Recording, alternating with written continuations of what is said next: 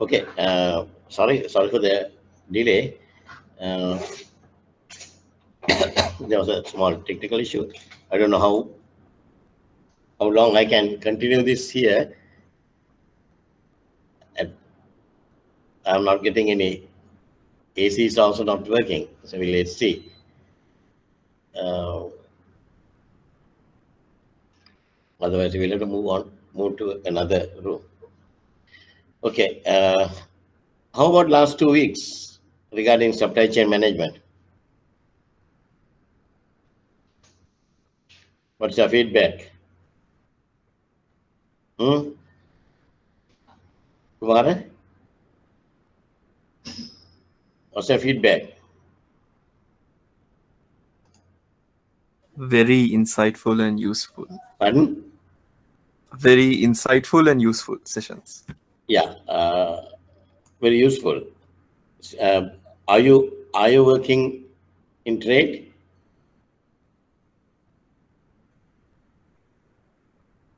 Are you working in trade? Not yet, no. No. Yeah, Kevin. Uh, yeah, Kevin. But the thing is, there are so many people who are in the trade. For people who are working in trade, I think for them that will be more useful because I hope uh, she has discussed many gray areas in supply chain management with you, and especially people like Ajit and all. I mean, uh, I'm sure it will be. You have got some special things, or some of the unknown facts on supply chain. Um, you have got a chance to learn about it, right? Okay. Judy, how about you?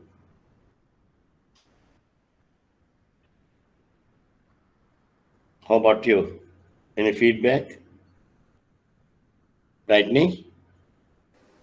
So it was good, sir. We got to know a lot of thing about shipping companies, what the shipping companies do, how does carriage works. So it was useful, sir. It was useful. Okay, fine. Okay. With that, uh, today I'm going to start a new session where you're always going to get a question, right? 20 marks question. And if you do it properly, you can easily get through the exam because question number one is a compulsory thing, multiple choice. If you do it properly, you can easily score about 14 to 16 marks. And if you do this particular sum properly, I know a lot of people have scored 20 out of 20. So if you score 20 out of 20, 20 plus compulsory 14, 34, you have to get another 10, 15 marks to get through the exam. For that, you are having another uh, three, you are having another three questions. You can easily get that marks, right? Today, we are going to discuss about financing of international trade, financing options in international trade transactions, right? Why people are coming to the banks? Why people are coming to the banks for import-export operations, right? The people who are in the trade finance department, every day we are getting new customers. Every day we are getting more business from the customers. These days, of course, business might have come down. But why people are coming to the bank? When you're when you are importing certain things or when you are exporting certain things, why you want to come to the bank? Speak up. Speak up. To hand over documents? asking for document. No. To finance and fund their transactions? Yeah, the main thing why they are coming to the bank is they want to finance the transaction, because if it's a DP bill, then the instructions you will get is, okay, you have the document, but first you have to pay. Without paying, I will not give the documents. That's the instructions I have got. Right? Site LC payment. Same thing. First you have to do the payment. Then only I will release the document to you for you to go and clear the goods. Then how it's going to happen? We have to, if the customer doesn't have money, then we have to give them a facility. We have to give them a facility, right, to finance the transactions. That is why people are coming to the bank. Nothing else, right? Okay. Our objectives, we are going to learn, right? By the end of this session, you should have an understanding of what is short-term finance, what is medium-term finance, and long-term finance, right? Then you have to have some idea about concept of trade cycle, right? Then when short-term finance is required, okay, various types of short-term finance available for a business. Then the difference between pre-shipment financing and post-shipment financing. Then again, financing with recourse to the customer and without recourse to the customer.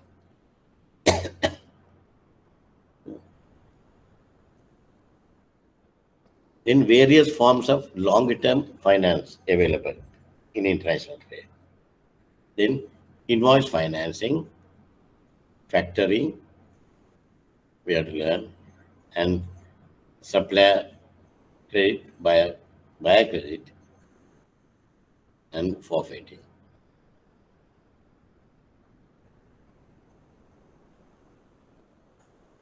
Okay?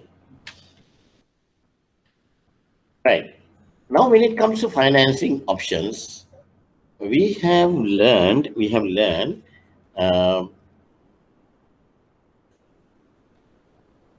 many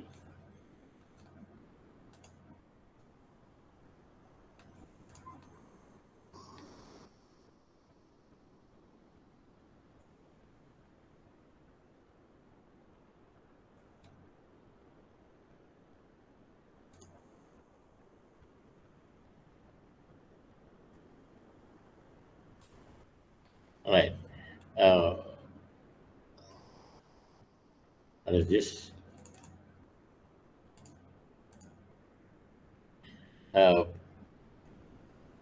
We have learned some payment methods in international trade, right?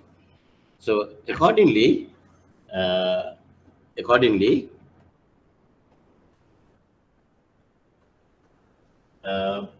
we have to learn about how we are going to finance DC-backed transaction. That means DC-backed.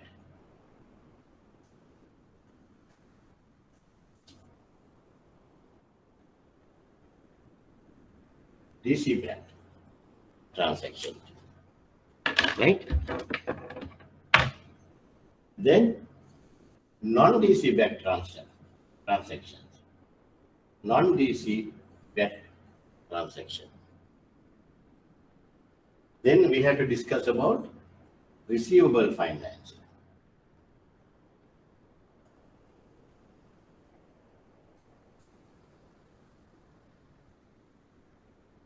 Receivable financing. Then we have to, there's another financing, it's forfeiting.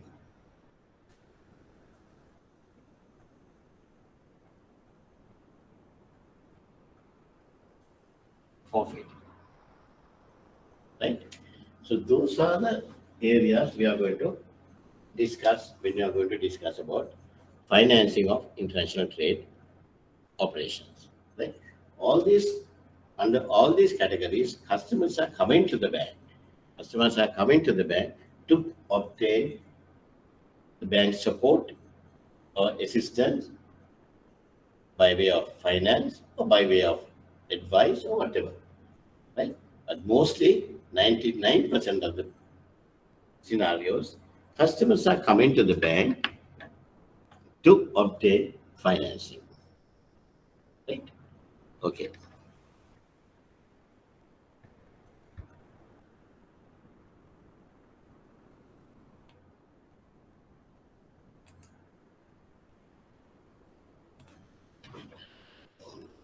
Difficult to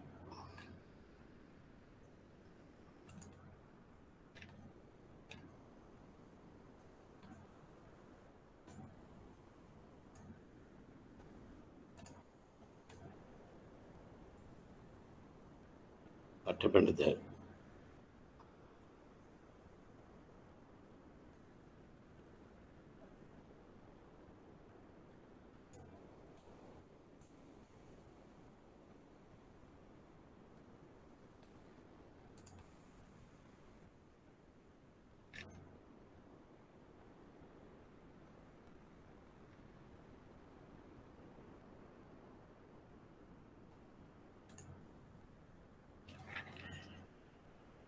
I'm not getting the screens.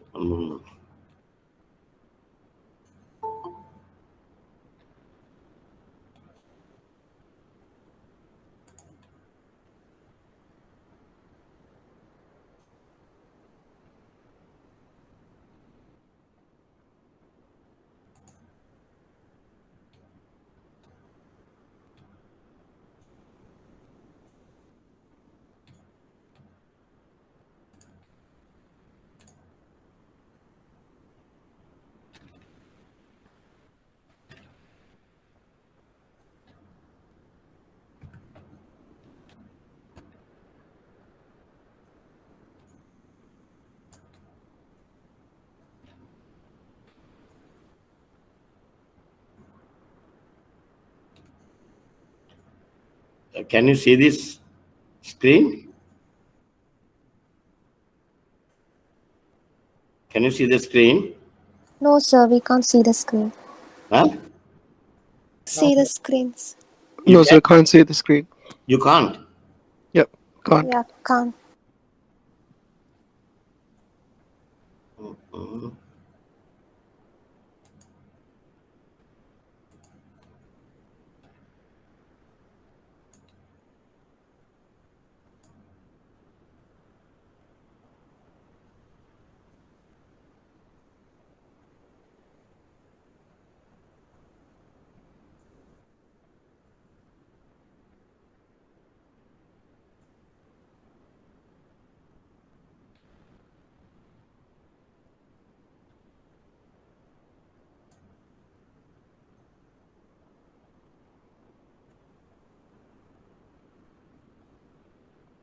Give me 1 minute.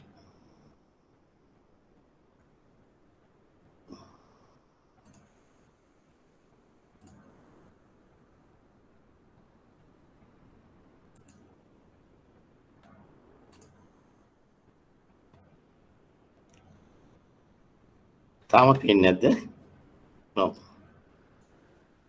Screen එක share වෙලා තියෙනවා sir මේ PDF එක open කරන්න හරි. You can't see this, no? Screen එක share වෙලා තියෙන සර්. Print share වෙලා නේ තියෙන්නේ. ස්ක්‍රීන් එක ෂෙයා වෙලා තියෙන්නේ ඒ වුණාට මේ PDF මොකුත් පේන්නේ නැහැ. ඔව් ඒක එන්නේ නැහැ.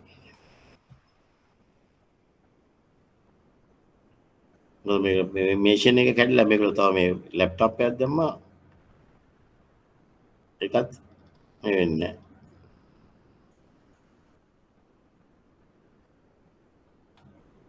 Give me 1 minute. I'll ask this guy to come.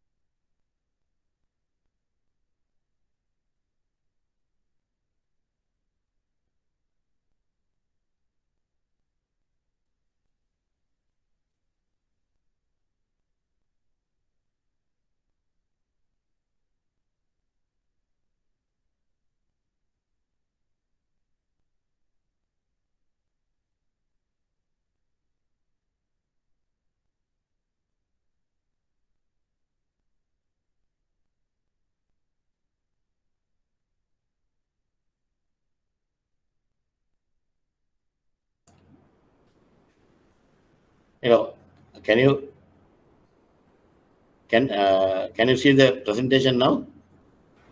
Yes, Yes, sir. I Yes, can sir. see. Yes. Okay. Thank you. I'm sorry for the thing. Okay. Then under this financial options, we are discussing DC-backed transactions, non-DC-backed transactions, that is collection. Then under inventory finance or receivable financing, we are going to discuss the invoice financing as well as factoring and forfeiting, that is discounting of trade debts, big bills, right? Now, when customers comes to you for certain facilities, right? They are coming to you, they are asking for facilities. Always. That's the nature of the customer, right? When they come to you, even though you are okay, say you are a trade finance manager or an officer, right? Who used to visit customers with the relationship manager, or you are simply a relationship manager of credit department, right? Um, can I uh, get some feedback about how many credit managers, relationship managers are there in this class? Can you name yourself? RMs? I know there are few people. Relationship managers.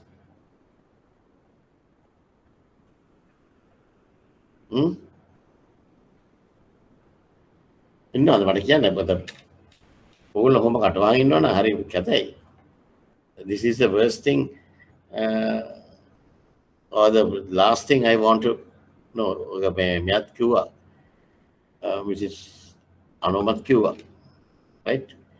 Not like previous classes, people are not talking කියලා.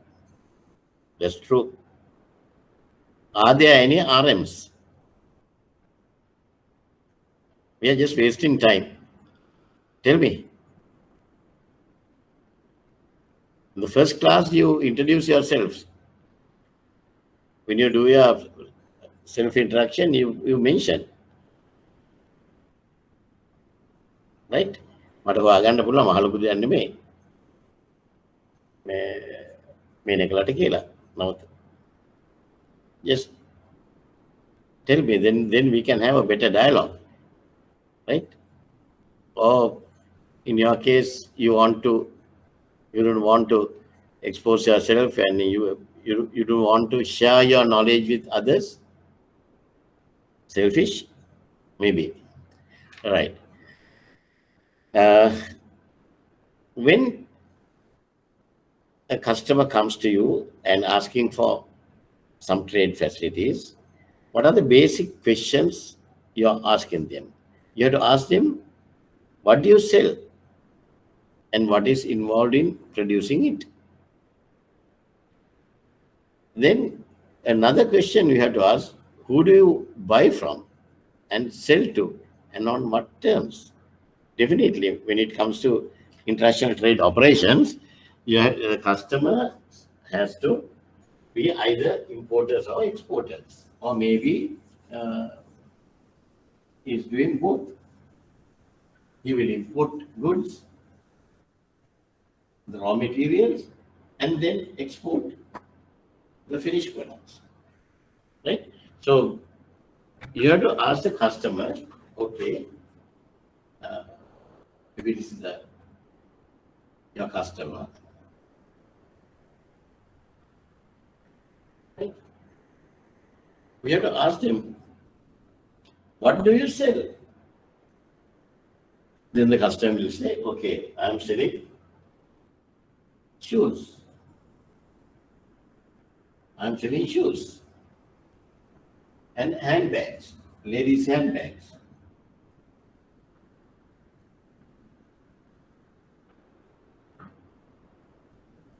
All leather products.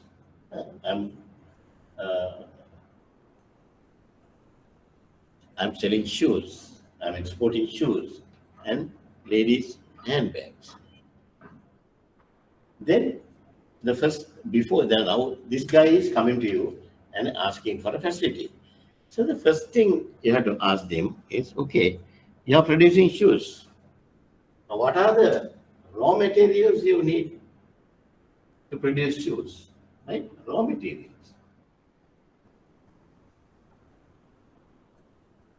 What are the raw materials you need to produce shoes? Right? Then you have to ask, then the customer will tell you, I want leather, buckles,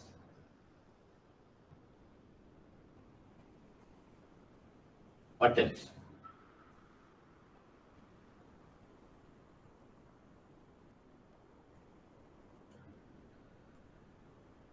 What else? Buckles. Then sieves.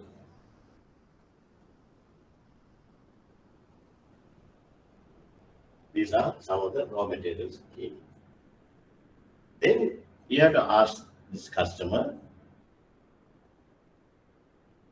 now from where you are buying this? From where you are buying this? Then he will say he will be importing, he has to import leather from India. You have to import leather from India, right? Natural leather. Then buckles and ships, he will say he will be importing from China.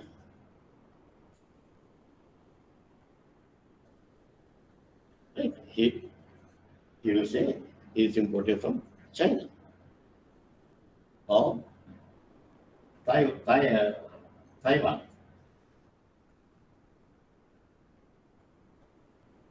China or Taiwan. Right? Then this guy needs all these raw materials to produce the goods. And then you have to ask him, before you give the facilities to this guy, you have to ask him,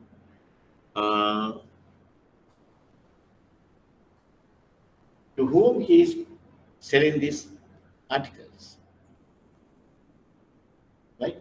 Then he will tell you, okay, all these things I'm selling to Italy. I'm selling to Italy. I have my buyer there. Then you have to ask this guy, on what terms?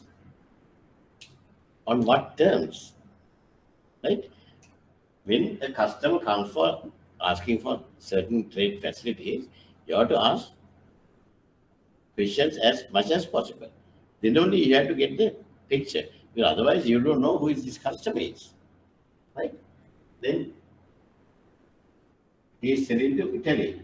He will be getting, he said, I'll be selling to these people 60 days DA.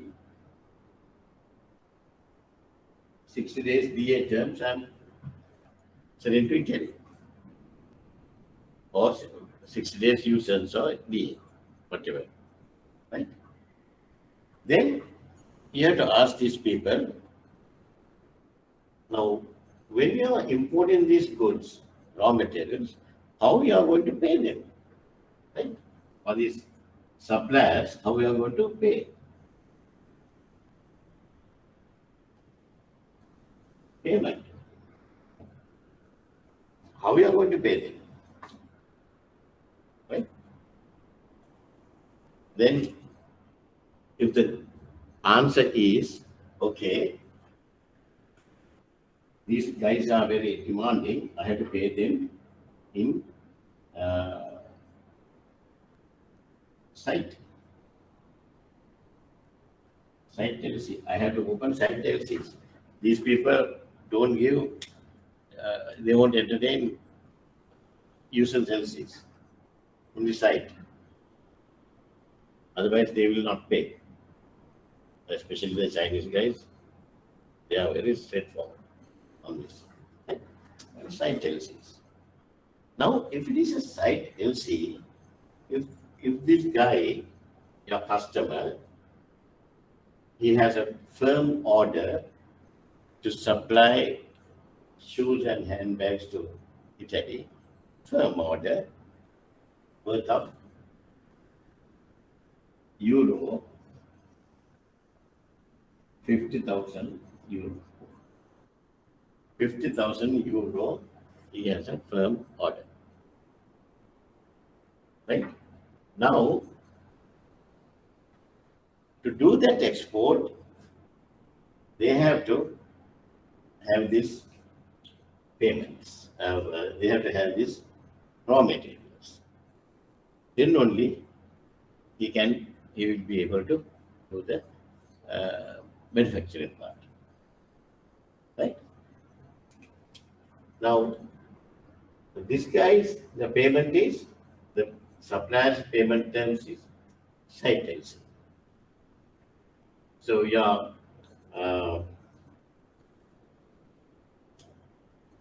what do you call this? Manufacturing period. Manufacturing period. It takes 1 month. Once you receive the raw materials, it will take 1 month to manufacture the end product. Okay? Now you will see the moment you receive the imports, then only he can start the manufacturing process. Then only he can start the manufacturing process. Then, but he has to pay site. This particular raw material is worth of, this particular raw materials is worth of US. This one we say US dollars 30,000. US dollars 30,000 worth of raw materials these people will import. Right? Then only you have to do the manufacturing. It will take about another 1 month, and then export it for euro 50,000. Euro 50,000, and you will earn a profit euro 50,000 minus US dollars 30,000, two currencies, but you can get the answers by subtracting 50, 30. First you have to convert it, and then you can arrive at a figure. Right? Now, is this guy need any pre-shipment financing? Is this guy needs any pre-shipment financing?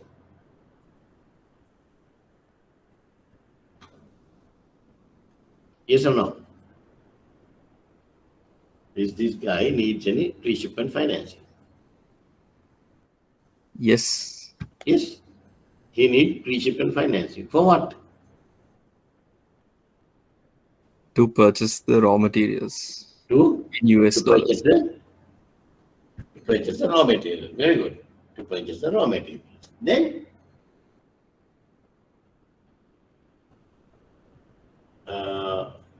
receive on post-shipment financing.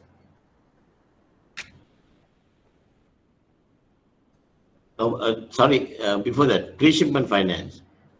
What is the limit of pre-shipment finance?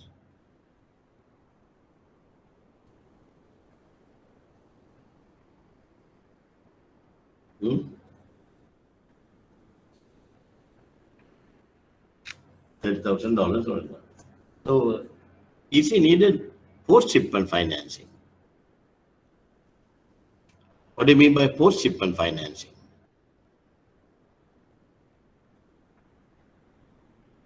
Come on, my DABF crowd is very much better than you guys.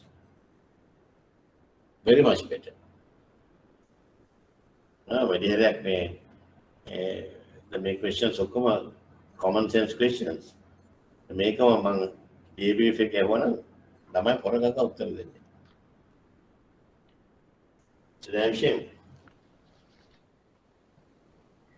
What is, do you need post-shipment financing? That's what I'm asking. Yes, he will need. Yes, yes, නම් කියන්න බාන උත්තරේ. Why?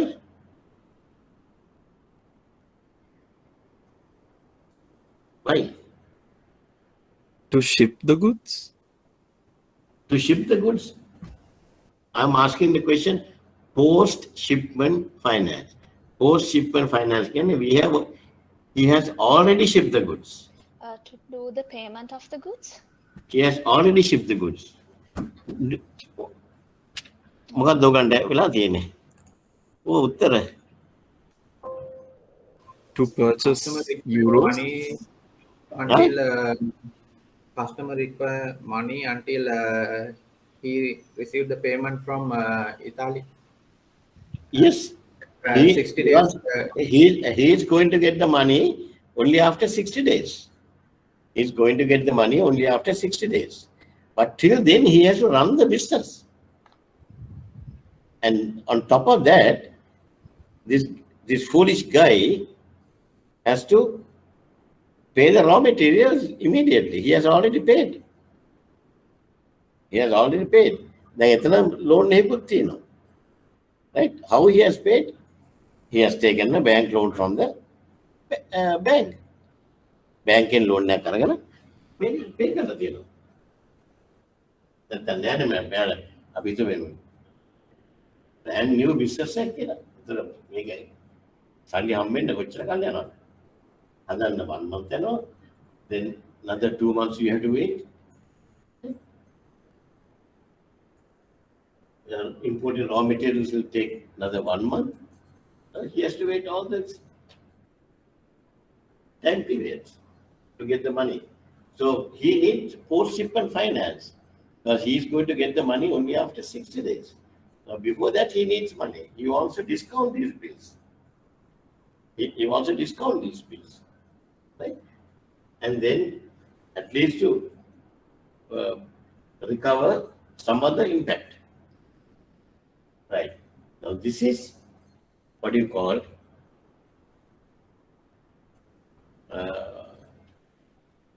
financing of international trade operations.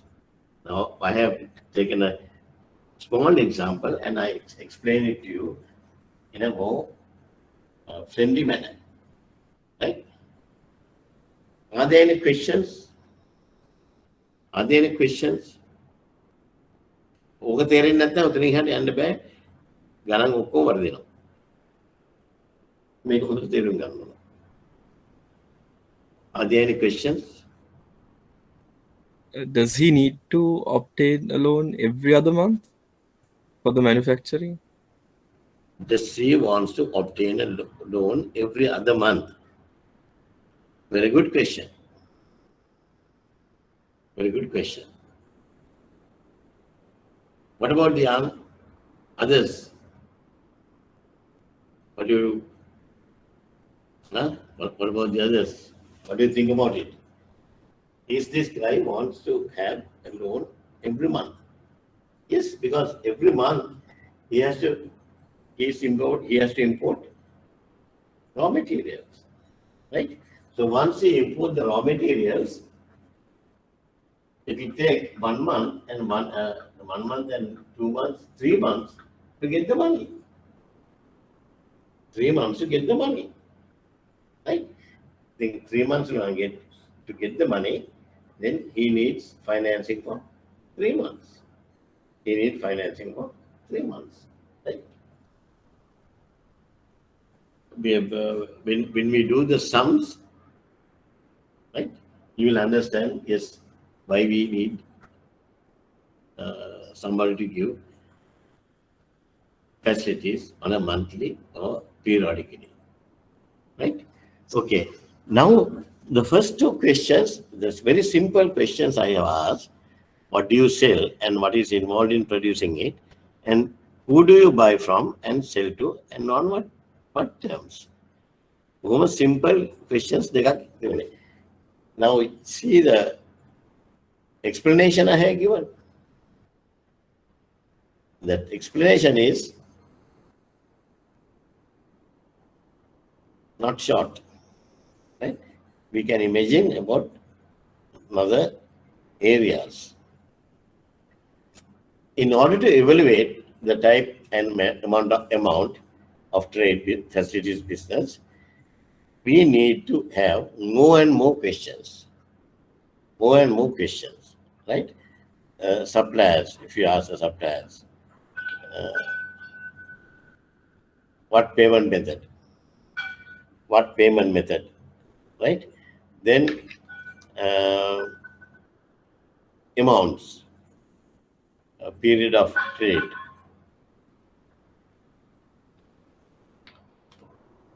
Then our customer, what is their production cycle? The buyers, what payment methods, right? If it is DA or DP, right? Which transport documents are used? Which transport documents, right? Is it truck or is it by sea? What do you call this? DL or airway bill? Everything, right? Then where are the buyers located and how soon can the documents be delivered to them via collecting them, right? Where the buyers located, right? Whether we can discount it and advance the money to them, right? But we don't know whether we'll get the money or not, right? But this is the very elaborate way of explaining who is the customer, the buyer, seller, and the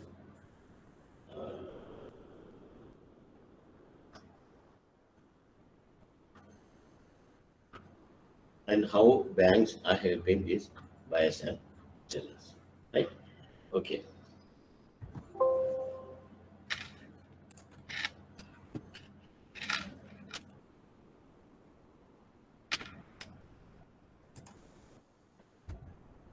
Right.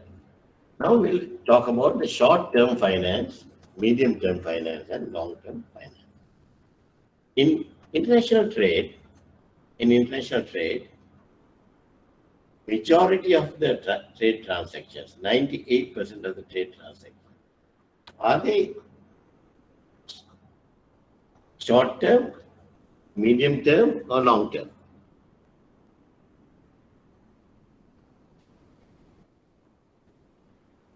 Short In term. trade, huh? Short term. Short-term. About 100%, it's short-term. Short-term means normally repaid within 2 years. Within 2 years. Now, 2 years ago, අපි දෙන්නේ නැහනේ. නේද? අපි 2 years ago අපි බලාගෙන ඉන්නේ නැහැ. Right? So majority in the sense about 100% is short term. The medium term, can you give me some examples for medium term transaction?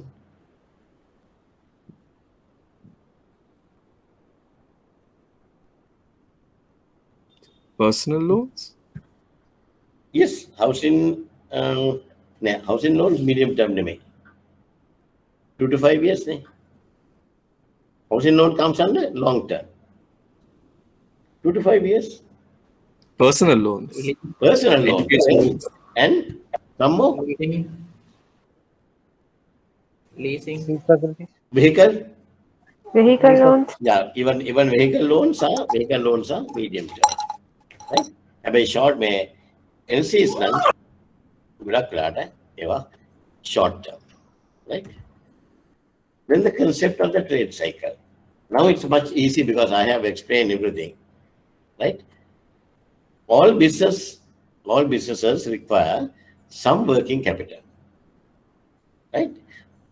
The immediately available cash to finance everyday running of a business. So they need cash because they have to pay wages, they have to purchase raw materials, right? So they need money, cash flow. Normally, this working capital is provided by either the owner or the shareholder of the business, or sometimes from the bank facilities, right? Okay. Now, working capital finance. The working capital is the one that will be financing international trade, right? And that's a trade cycle, which can be defined as a time period between the start of the supply chain, that is ordering of raw materials, goods, and the receipt of payment from corresponding sales, right? So, really speaking, this entire period is the trade cycle. This entire period is a trade cycle. When they open the LC, It will take about 1 month for them to receive the imports. Then they need another 1 month to do the manufacturing. And then they have to wait for another 60 days. So altogether, what is the trade cycle of this transaction? 4 months. 4 months. 4 months is the trade cycle of the transaction. Right? But what we are trying to do is we are trying to minimize the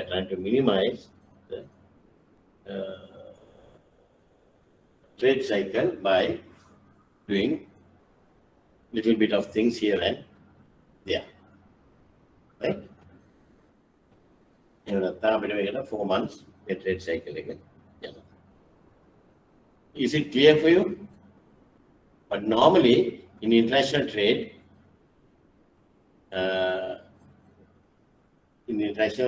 is the period is much longer than the domestic trade.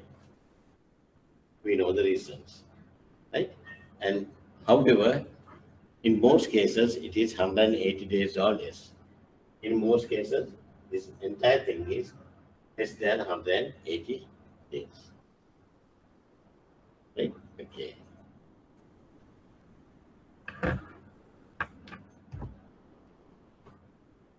Then the difference between the post-shipment and pre-shipment. This I have explained to you. Difference between the post-shipment and pre-shipment finance.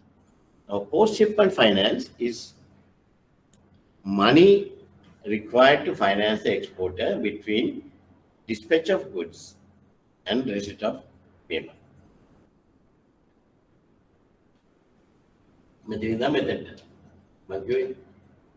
That's why he needs post-shipment finance. Once the post-shipment, the word itself is, once you ship the goods, until you get the money, you have to wait for 60 days.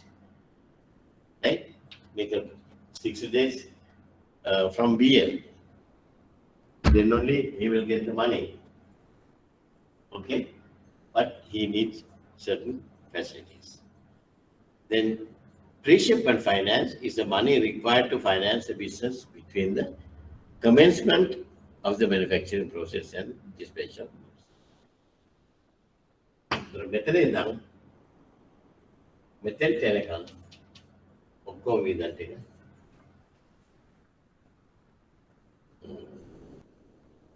Pre-shipment finance.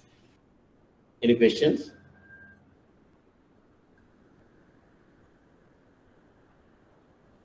Any questions? Okay. Then there's another concept. First, we have to learn this concept. There's another concept. With recourse and without recourse to the customer. With recourse and without recourse. What do you mean by with recourse? With recourse to whom? With recourse to whom? To exporter. Huh? Exporter. Yeah. With recourse, because when you do the post-shipment financing, if it is 60 days DA, that means it is not under LC, it is under collection. Collection now. We can't give any assurance or guideline on when you are going to get the money. Right? So because of that, we call it is a without recourse to the customer. Without recourse to the customer. Right?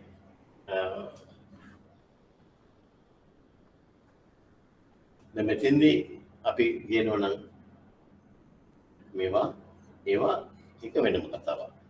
මෙතන වෙන්නේ whether it's with recourse to the customer or not කියන එක. If it is with recourse, If it is with recourse, then it's a legal document. You can take that guy to litigation. But if they are silent on whether they are, whether it's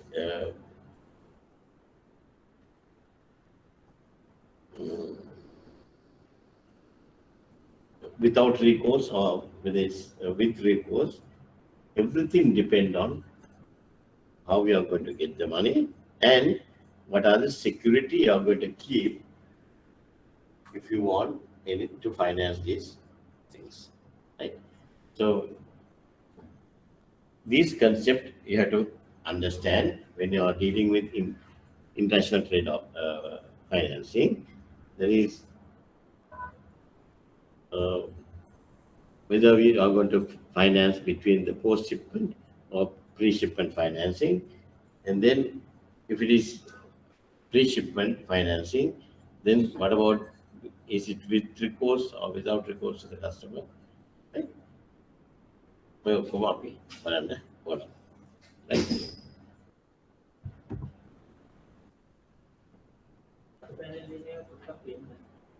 Not pen at the end of it.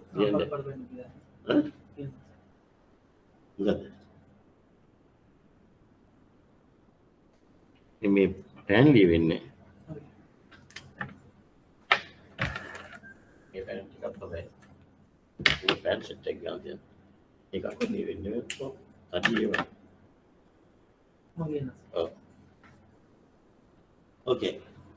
Now, shall we discuss about types of short-term facilities available to exporters? Types of short-term facilities available to exporters.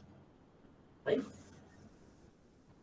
What are the short-term facilities available to the exporter? Either they can ask for a loan or overdraft. Loan or overdraft. Right? Even though your customer, your export customer, this guy is your export customer.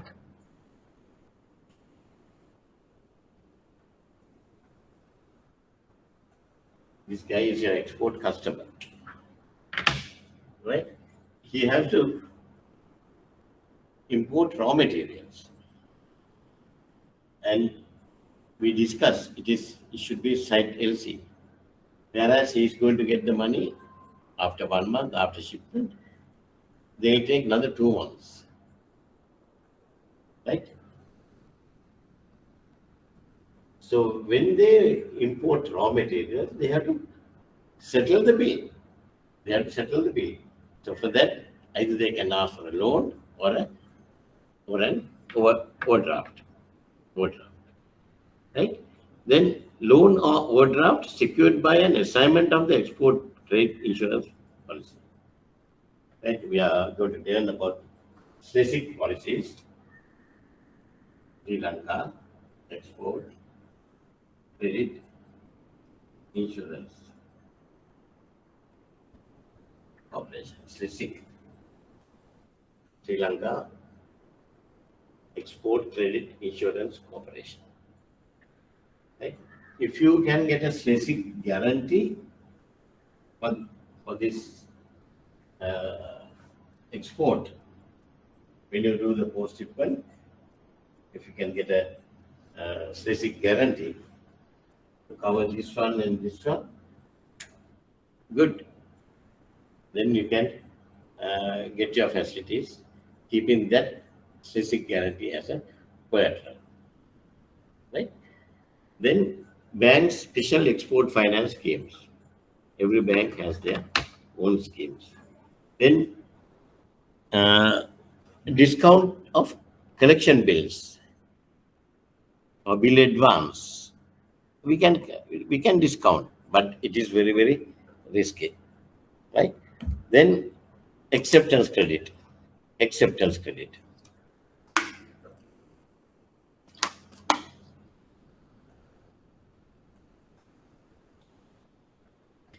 Acceptance credit. Once you accept the bill, whether you can discount it, right? Then here, for example, this is 60 days DA bill. 60 days DA bill. the moment it goes to the documents goes to the Italy, within 10 days, they will accept it. PABL, they will accept it. Once they accept the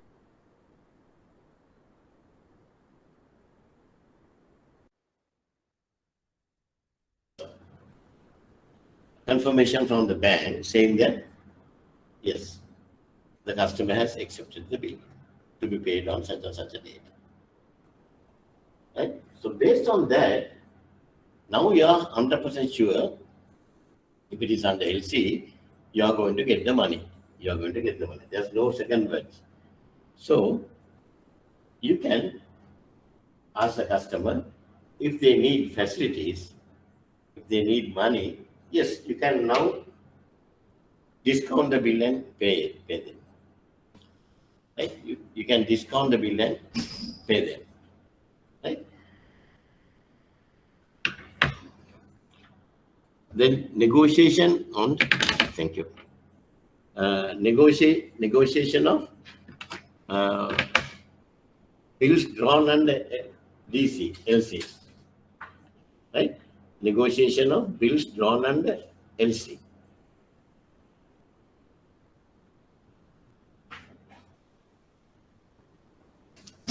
Now, if you have, if you are going to finance these transactions, if the negotiation of bills, if it is drawn under LC, then you don't have to worry. Once we negotiate, you don't have to worry. Only thing on maturity that you will get the value, right? The other one is red clause DC. Obviously, when it comes to red clause, there is a certain instructions given in the red clause to advance the customer. Right? Packing credit also like that. Then export factoring and invoice factoring, that's also types of external short-term facilities available to exporters. Right? Okay.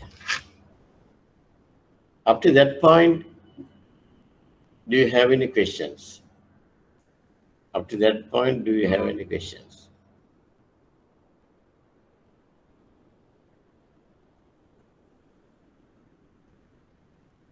So factoring is different from bill discounting? Yes. Factoring is different from bill discounting.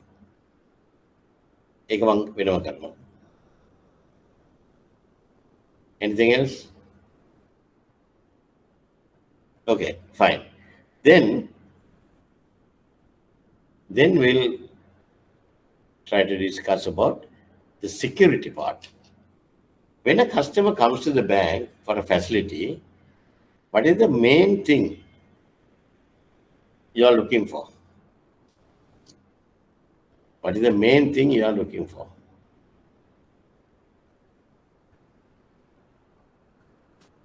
Repayment ability? Huh? Repayment ability? Collateral. Collateral. Very good. Collateral. May I know your name, Puda? Mario, sir. Mario, yes. Yes, Mario. Collateral. Collateral is the most important thing. Without collateral, අපි බැංකුවට අඩිය තියමත් තියන්න දෙන්නේ නැහැ. එහෙම නේද? ඔයගලගේ බැංකුව නේද? Right. Now, when it comes to international trade, the methods of taking goods as security, right? Now, what is the collateral you are going to have? Everything goods, right? Now, how we are going to take goods as the collateral? We banks and mortgages with mortgages, property mortgages. Theoretically, we have to think about the three methods of making goods available for security. Right? Okay. Kami kemakara, itu adalah ini.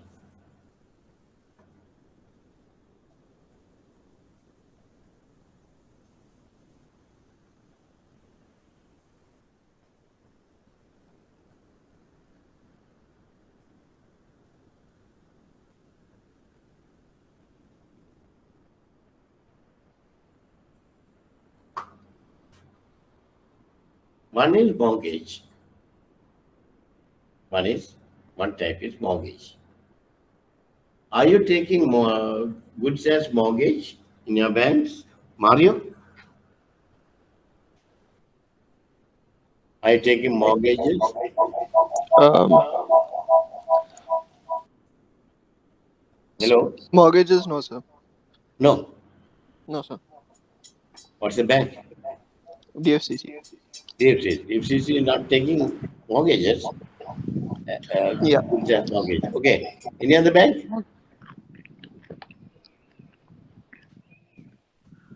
Any other We are bank? taking stock mortgages. Huh?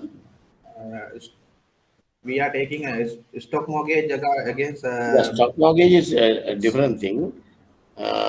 Stock mortgage is again a stock of the goods. Goods. Yes. Uh-huh. From those goods.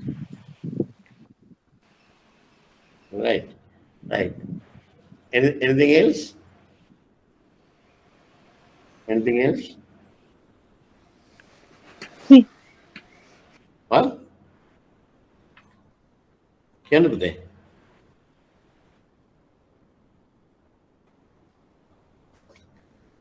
Any more banks who are taking goods as collateral? I don't know. You guys are not answering. Either you don't know the thing or you don't want to expose your banks. Right? One of them. Okay. Now, I know a lot of banks are taking stocks and book debts as the collateral. Oh, then at the stocks and book debts. Yeah, sir. Right. Yeah. Yes, sir. Yes. Stocks and book debts අපි ගන්නවා. අපි ගන්න book dates කියලා ගන්නේ warehouses වල තියෙන stock එක. Right? Warehouses වල තියෙන stock එක තමයි අපි ගන්නෙ. එතකොට warehouse එකේ තියෙන stock එක ගත්තාම the stock you are going to have it today, is it the same thing you are going to have it after 1 week? No, sir. No. Why? Stock inflow and stock in and stock out. Pardon? Sorry. Pada kayin ka na puti? Hari. Stock is moving. Yes, stock is moving. Stock is moving. Good answer. Right? Well, when you have a warehouse, right? Here you get goods, right? You have goods to the bank. And it is mortgaged to the bank. If it is mortgaged to the bank, then who is the legal owner of these goods? Bank. With a, huh? Bank. Bank or the customer? If it is mortgage, it is bank. Huh? If it is If it mortgage, is mortgage, it is bank. Yeah, it is bank. If you have mortgage, it is bank. Right? Ugas karya tamai, aiti karya. Ya tamai, aiti karya. Right? Okay. Then these goods are perishable items. It's a apple and oranges and grapes. Apple, oranges and grapes are the goods. Okay. Now, can you, since this is mine, can I keep the goods Without moving, what's going to happen? I'm keeping this stock as a security, and I have given some millions, right? And if they are not selling these goods, there's no point of keeping the goods in a warehouse and put some padlock without using, telling customer, don't touch that, don't touch that goods. That is mine. I am the owner, right? That is mine. Can we do that? No. 1 week cannot be done. Right? One student very clear, very correctly explained to us just now, right? Saying that these have to be moving, move in and out both, right? You have to get fresh stops, then some stops have to go out, right? So therefore, stops is not a good mortgage. Taking stocks, it is not a good mortgage. එකම දේ customer බය වෙලා ඉන්නවා. මේක ඔක්කොම මම මේක bank එකට mortgage කරලා තියෙන්නේ කියලා බය තියෙනවා. හැබැයි අපි වගේ හරියට දන්න කස්ටමර් කෙනා බැංක් එකට ලයි ගයිඩ් කියලා මම goods ටික විකුණලා දානවා. ඊට පස්සේ මට මුකුත් නැහැ. මම බැංක් එකේ මුකුත් නැහැ. ඉතින් ඒකින්ද this is not a good security. Not at all. And this is not a good security. Then, and on top of that, you have to spend quite a lot of money on legal cost, time, formal documentation, right? And there's no point of having a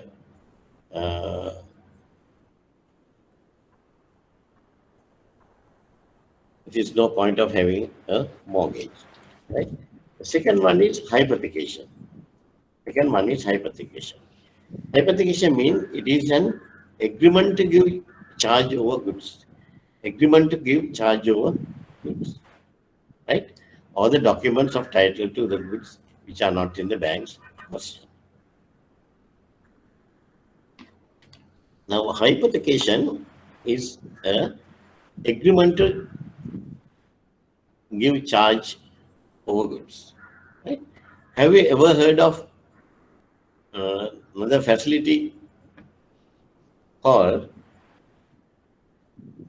TR loans, trust receipt loans? Yes, sir. Yes, TR loans, TR loans करना banks पर क्या बात? TR loans करना banks?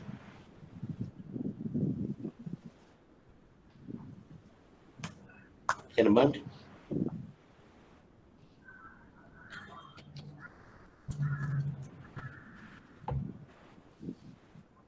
NDP is doing, sir. In Sampath. NDP करना है? Also. Oh, when? Sampath Bank. Sampath Bank करना, yes. Sampath Bank करना, हम जानना, मुझे लगा. Then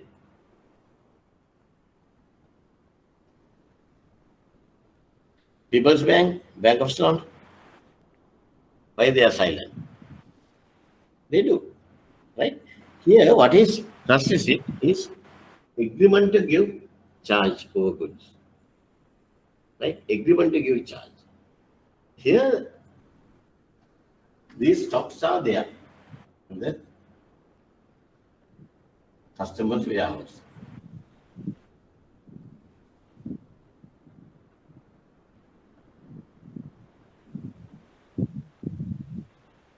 Customers, they have stocks in.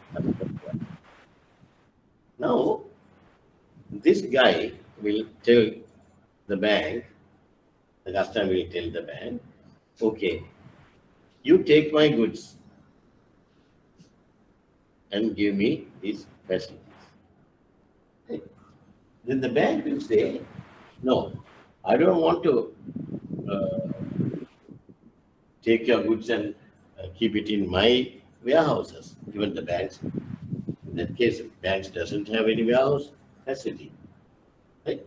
Now, right? Fine.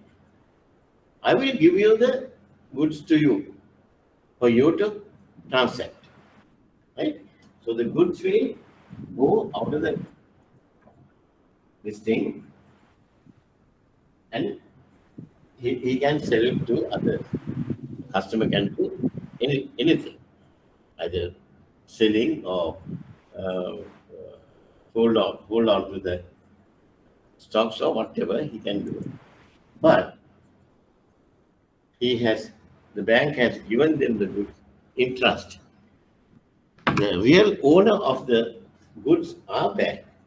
The bank will say, I am the real owner, but since you are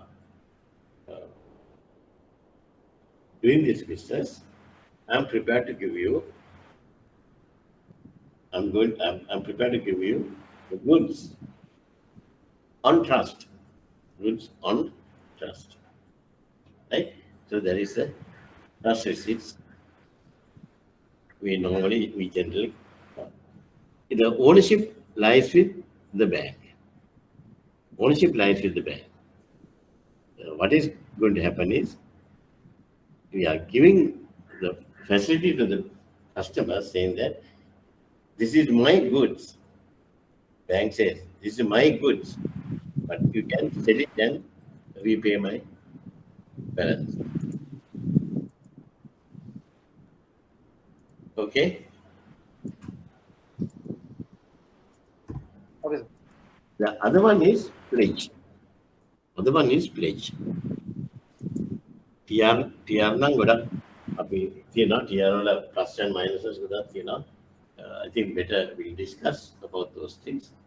First we'll continue with this presentation. Pledge. The pledge. Right? Pledge means we are having the what do you call it? Goods are in the customer's warehouse. This customer's warehouse. Goods are in the customer's warehouse. And when we pledge it, the bank will also come. Okay?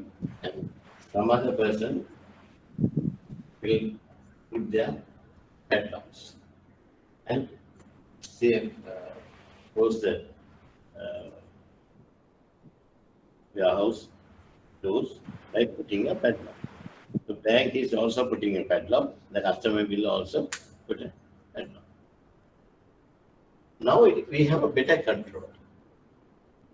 We have a better control. We call it pledge loans.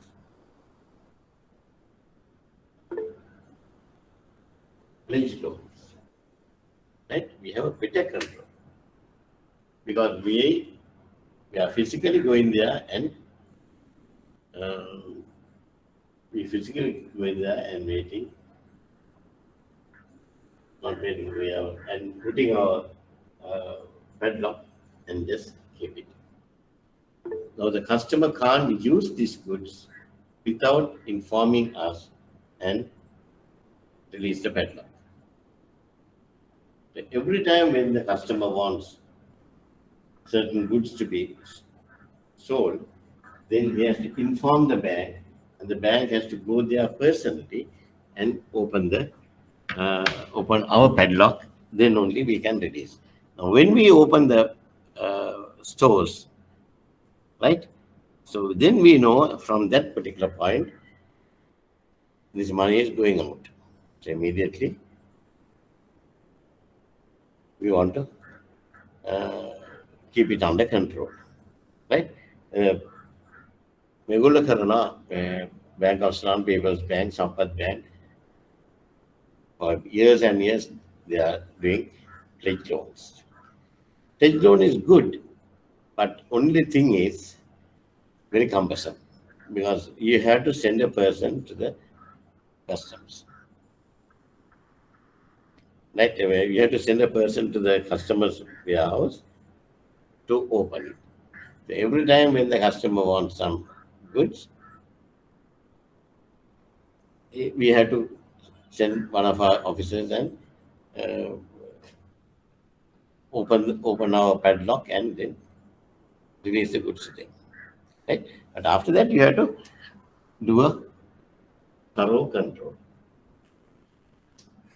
How is pledge obtained?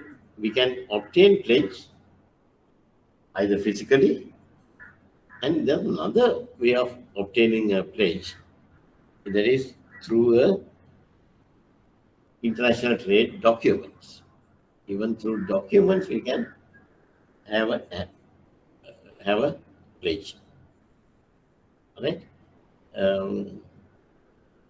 For example, possession of a import BA, possession of an import BA, right?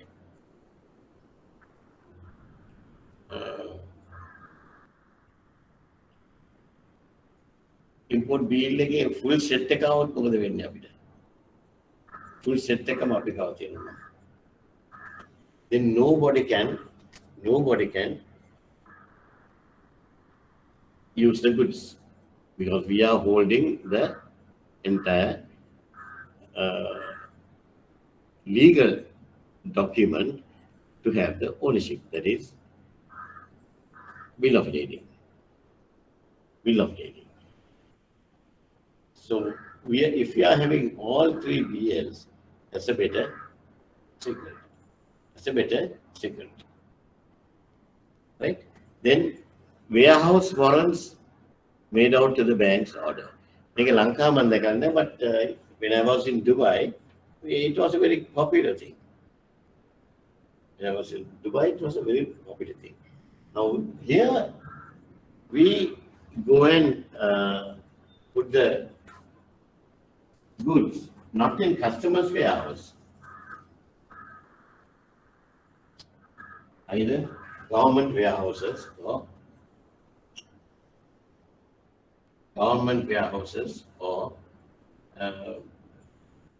a typical common warehouses. So then the customer will put his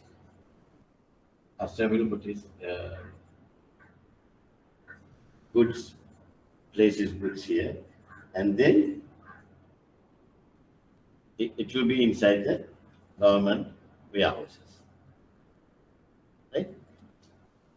Time to time, when the customer wants some money, he will request these people and they will issue a note to release the whatever the required goods. Right? Are you make a flexible? Right? When the warehouses. So warehouse warrant made out to the bank's order. Right? Warehouse warrant. Other one is airway bill may assist if it is consigned to the bank. Airway bill may assist if it has been consigned to the bank. Right? Okay. TR. TR is a legal document, I said. Right? TR is a legal document because TR is governed by Trust Receipt Ordinance of Sri Lanka. TR is governed by Trust Receipt Ordinance of Sri Lanka. If I am correct, it is 1947. Right? So, and therefore, TR is a legal document. It's a legal document, right? Signed by the importer. Importer will promise, okay, I have imported these goods, but it will be in your name, under your, it has to be, you have to have a control, right? The goods will be, even though I have given in trust to you, it is your duty to sell the goods and pay me back. Right? එතෙන්දී ගොඩක් වෙලාවට අපි මේ TR එක දෙන්න ඕනේ හොඳම අපිට විශ්වාසම කස්ටමර් කෙනෙක්ට විතරයි. එහෙම නැත්නම් TR ෆැසිලිටි දුන්නොත් අපි අමාරුවේ වැටෙනවා. Right? I'll tell you a nice story. මේක ඔයගොල්ලන්ට මේක මතක් වෙන්නත් එක්ක TR facilities. When I was at Standard Chartered Bank, long time back, right, I had a very good customer,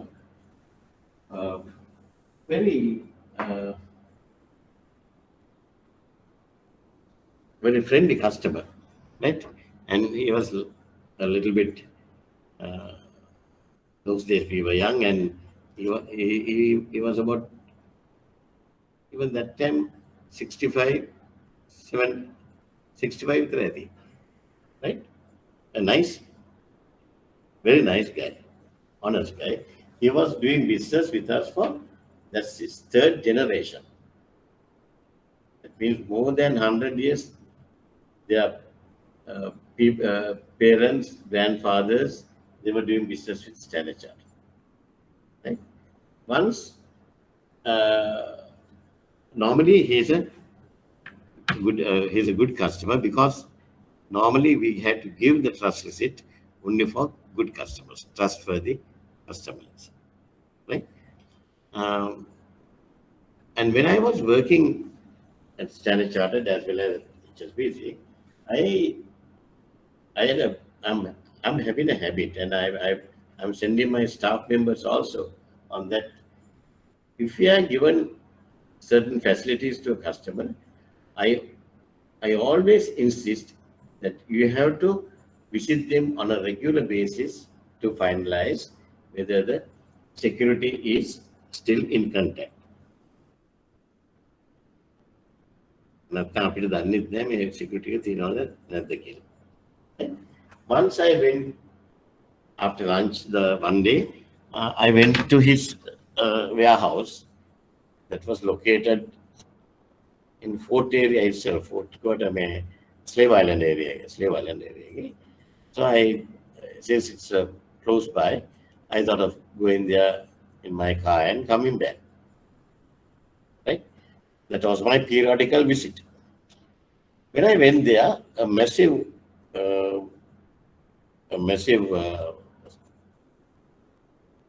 warehouse, right? It was closed, and the storekeeper was there, and he recognized me, and he said, "Sir," I said, "I want to see the stores." Then he said, "Sir, I'll have to tell the boss." I said, "That is up to you, but I want to see the stores." Then I was insisting. Then that guy was delaying the thing. I got pissed off, and then I said, "Either you show it to me." And then he said, "No, sir." I called the boss. The boss said, "He will come, and till then, not to open. He will come, and till then, not to open." I said, "Forget about that. This is my under trust receipt. Who is the real owner of the goods? Who is the real owner of the goods? Legal owner?" Bank. Bank.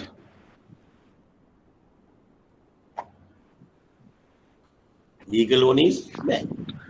So I said, "This is my goods. Open it." When I shouted, he opened. Goods are not there.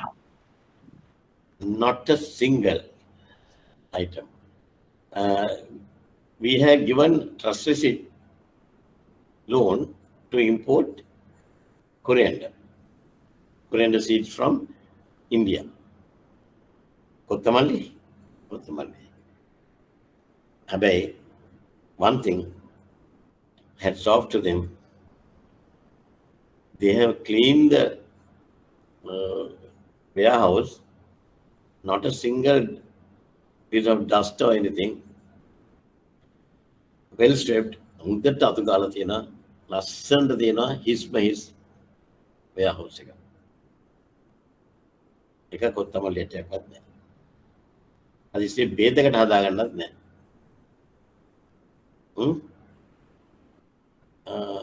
I came back to office and I did my report, and the customer came to the office to see me. He said, "Sir, don't put this report." I said, "No, I am working for the bank. I'm not working for him." Right? So the trustees, under the TR, will have to report it. The customer has to inform us the moment he sells the goods. That's a trustor. He has to settle our loans, which this guy has not done. It's part of bank's fault also. Part of bank's fault, because the bank has given 60 days TR. 60 days TR facility. What this guy is doing, he is selling the goods in 30 days. He's selling the goods in 30 days and play around with the money for another 1 month. Because he's waiting. Really speaking, he has to pay the bank. The moment he takes the goods out, he has to pay the bank. Right? හැබැයි මේක ඕඩි වෙන්නේ නැහැ. මෙයා ගානට ඒක රෝල දානවා 60th day එක එනකම්. He can utilize that money. Right? By that time, if something happened, if this guy dies of a heart attack or something, then everything will go for a 6. ඔය දේවල් වෙලා තියෙනවා. Right? I think මෙතෙන්දී අපේ ඒ ප්‍රශ්න වෙන්න ඕන. ඒක අපි කියන්නේ regular visits කරන්න ඕන.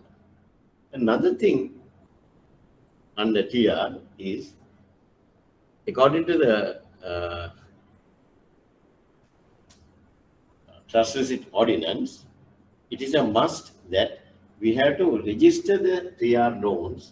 We have to register the TR loans in land registry immediately. Within how many days? And Sampath Bank, NDB, tell me the answers. 1 month. Huh? 14 days. In 14 days. 14 days? No. 1 month. No. 21? 21 days. 14, 1 month, then 21 days. Within 21 days, you have to register the bills. Right? Within 21 days, you have to register the bills. With land registry. Why land registry? What is? Why land registry?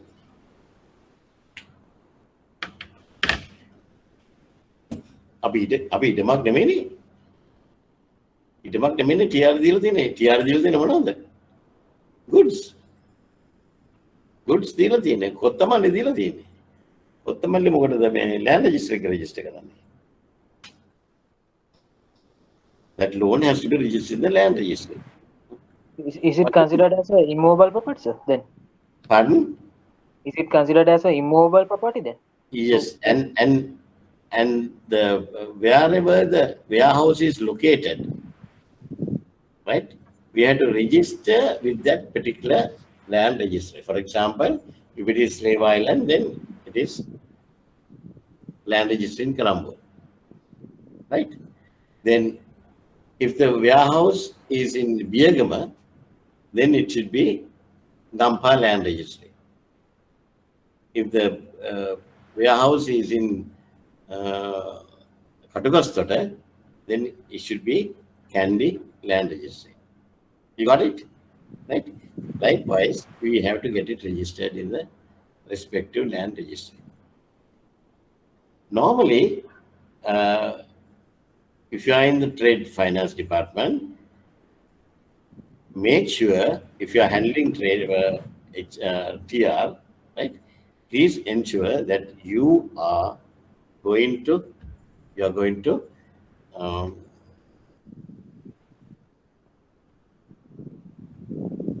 register these documents appropriately.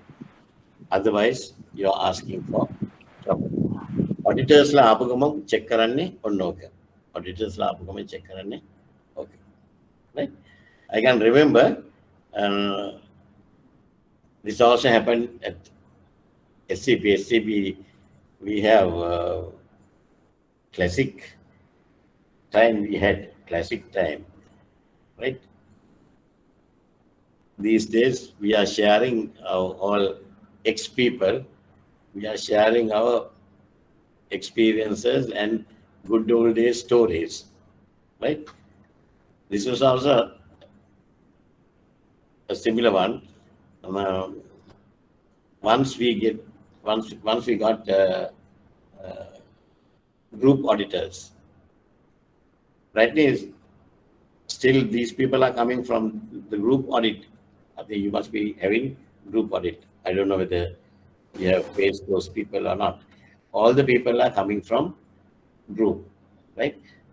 Once the group auditors came and they checked, they especially came to do the inspection in audit in trade finance, right? Avilla. One guy was a Pakistani guy, two guys were Indians, and another guy was a British. All four, no Sri Lankans. And they started doing the thing, and they couldn't find anything because I was too smart. I stopped all these avenues for them to do any findings, right? To come up with any findings. How I did was, I can't divulge that, right? It was say, with all that, once they asked for 10 sample, they gave me 10 TR numbers. They get the detail from the printouts, outstanding TR loans or retired TR loans, right? Regular printouts are again 10 numbers, 10 TR numbers. And they asked me to submit the original documents. So we have submitted all the original documents. So then the auditors have asked the officer in charge who was doing the TR. I was the head of trade at that time. He has asked the officer, how we are going to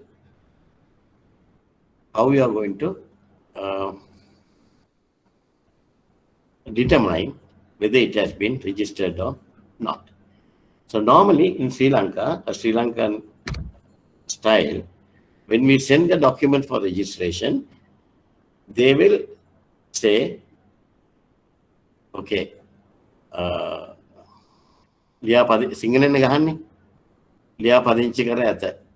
and then they put the save. They put the save.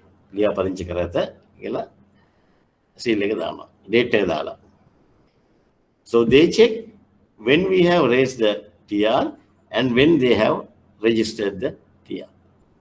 Right? If it is over 21 days, you are going to have it. So my officer came to me running and he told me, boss, there's a problem.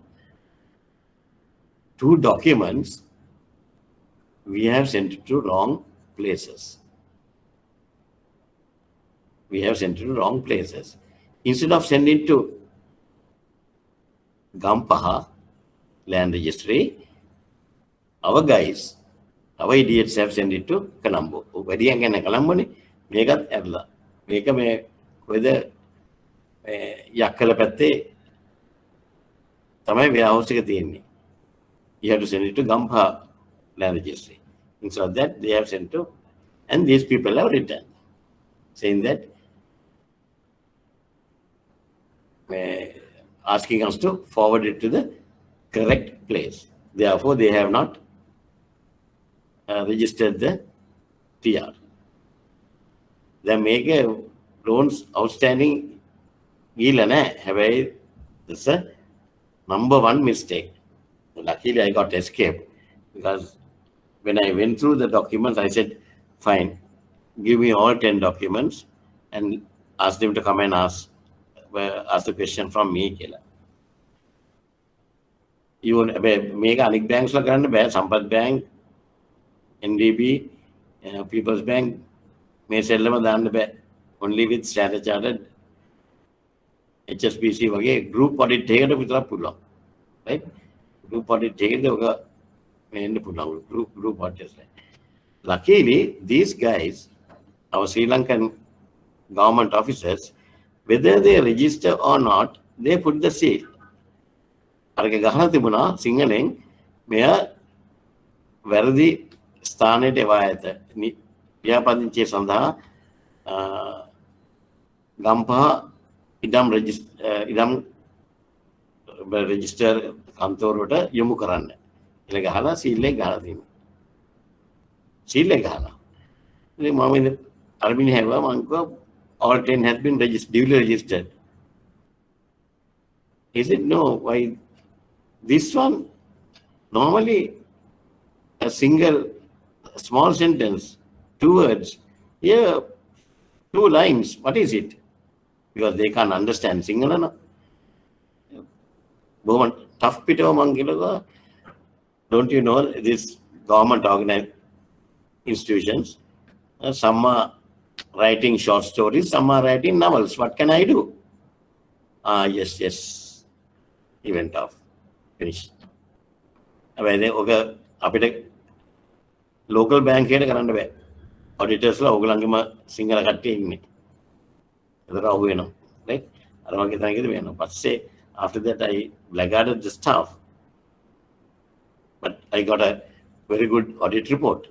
That's a different thing. Right? But this is something which you have to be keep in your mind. 21 days. Within 21 days. Otherwise, this is null and void. Right? Ek loko risk ka. Now we'll compare the TR and the pledge loans. We'll try to compare the TR and the pledge loans. Sir, just a little thing. Yeah. When the land registry returns that document, isn't the legal department aren't they the ones who should actually look into that? Or that trade? No, they return the documents to the trade department. Oh, I see. You know, immediately what our idiots, they should have done was to send it to Gampaha. Right? ඒක වෙන්නේ නෑ පුතා මේ ඔයගොල්ලෝ දන්නවනේ office වල වැඩ කරද්දී කයියක් ගහ මොනවද කරන්න කියලා සීල් එක දැක්ක ගමන් අර ඔඩිටර්ස් හට හපන් අපේ මිනිස්සු සීල් එකක් දෙනවා නම් හරි රෙජිස්ටර්ඩ් නේ. So they have filed it. They have filed it with the original one. They file කරලා box file එකකට දාලා ඔක්කොම කරලා තියන් ඉන්නවා. මේක ඇදිලාම තමයි කේස් එක ගියේ. ඒක වෙනවා. ඔය කරන එක න හරියට කරන්නේ නැත්නම් එලින්ම they have filed, they have taken it as a registered one. They haven't gone through the comments. Right? Okay, winning. The TR covered by a statute, a trust receipt ordinance, and therefore a very powerful instrument. Pledge loans, no separate statute, and has to be dealt under the normal laws of the country. Right? Because there's a statute, a TR default will be treated as a criminal offense, whereas the pledge loan default will be treated as a civil offense, right? The is it that one? Yeah. Then ownership of goods with the bank, TR. But in the pledge loan, ownership of goods is with the borrowing customer. We have given the goods to them and the ownership is them. Only thing is we are keeping a control over the thing. TR, we are giving the ownership of goods to the is with the bank, but we give the goods to the customer on trust. Then control over the goods is with the customer. Again, a customer goods control over the goods is with the customer. Right? Even though it is ownership of goods is with the bank, control is with the customer. He has sold the whole thing. Whereas pledge loans, ownership is with the customer, control of the goods is with the bank. In the pledge more secure. PR has to be registered with the land registry within 21 days. Pledge loans, no such registration. As I mentioned, default under TR loan is a criminal offense. Has to be reported to the police for them to take action. TR default TR fraud, we have to inform the police. We have to inform the police. It's a criminal offense. Default under a pledge loan is a civil offense. Bank will have to file a civil action. Bank get a civil action at the plan. We'll have to inform the police and we have to go through the police. This is a criminal offense. Right? TR loans are granted to customers whose credit risk is not high. So we normally give to the good customers, TR. Pledge loans, it's a credit risk high, I think. Right? Okay. Then the import facilities and the products. Right? Do you have any questions up to now? We'll take a small break of 10 minutes, right? Just a comfort break, just to grab a cup of tea and we'll start, right? Sharp 3:10, I'm going to start the thing again. But before we take a break, please tell me whether you have any questions. Lamai, keep the next questions. Arishok, even the mind on it, right? My Hari Asai, you questions and Lamai. Good then, without wasting much time, shall we take a small break of 10 minutes? 3:10 we'll back, right? Okay.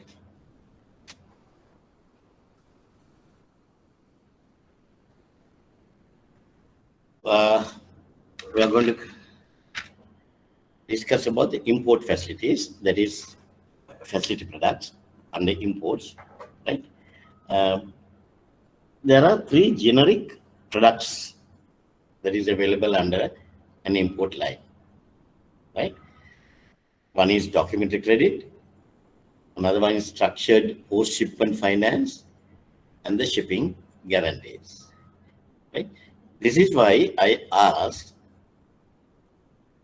at the beginning of this session, are there any RMs who are preparing trade facilities to your customers, right?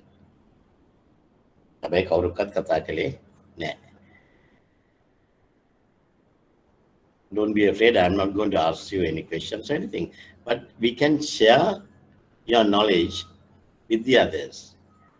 Sometimes the bank to bank, there may be small differences. That is why we want to share it. And we have to come out with the best practices, always. We have to come out with best practices. This is something which I am always focusing. If you take 20 banks, all those 20 banks are having at least 15 different methods of doing a simple transaction, simple trade transaction. හැම කෙනෙක්ටම වගේ පොඩ පොඩ වෙනස් වෙනවා. But some are good, some are bad. So that is why if we all get together, then we can decide on what is the best practice. And if you are doing the wrong thing, then we can change our things, right? Anyway, it's up to you. When the customers comes to us asking for facilities, right? First, the customer is importing raw materials. Then he will import. Then he will do the manufacturing, and then he will export the product. So, in a scenario like that, right? First, we'll have to have certain facilities to the customer. Number one, import LC facility. Import LC facility.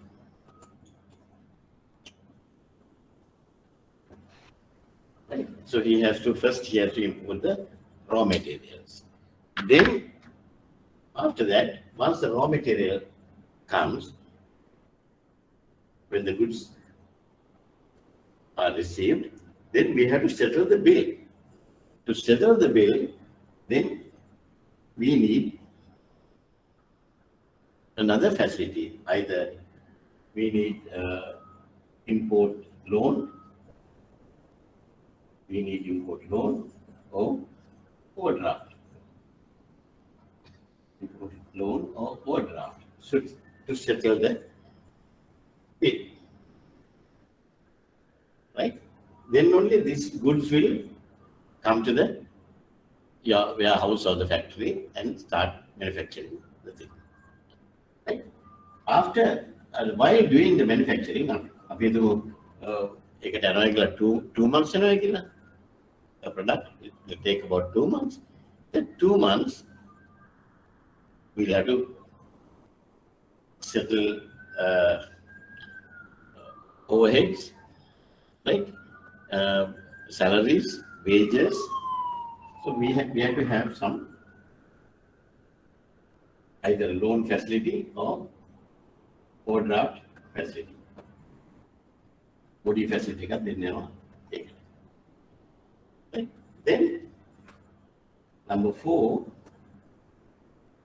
the final export product we will ship it, and then we have to finance the export. That is post-shipment finance.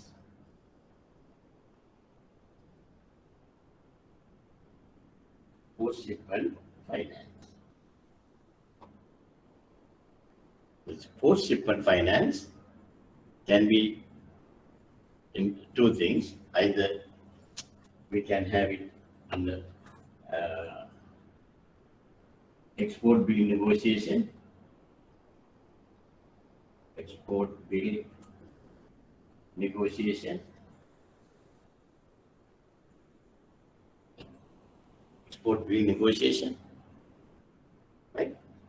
Then, or else we can have bill discounting facility.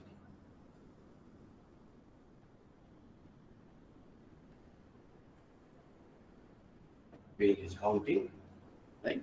Now, bill discounting means nothing to do with invoice financing or anything. This is under exports, export bill discounting, right?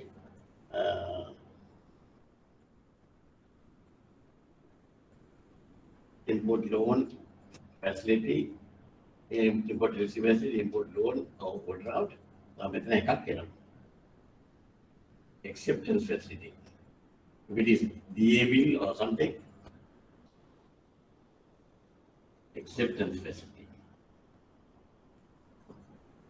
Right? This is 4, this is 5. Right?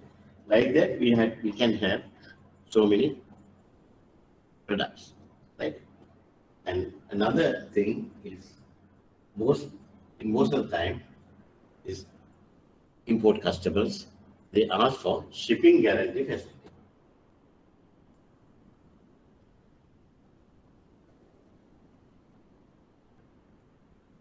Shipping guarantee facility. Normally we give shipping guarantee. What do you mean by shipping guarantee? Why we use shipping guarantees? Why we use shipping guarantee? Before the original document comes to the bank, we give the, if the goods arrive before the original documents, we will give shipping guarantee facility to the bank. Super, super. I don't have to add anything. Kutay nam again, do it.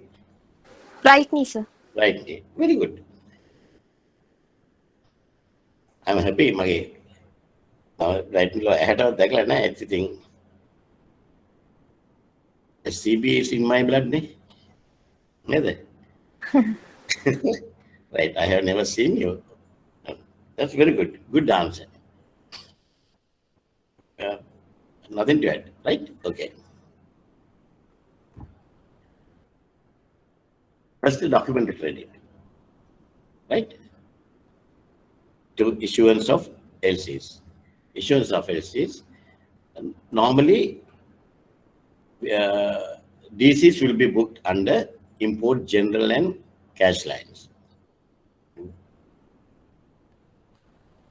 depending on whether the bank has control of goods. These are marked against cash in the following circumstances. There are two things when we have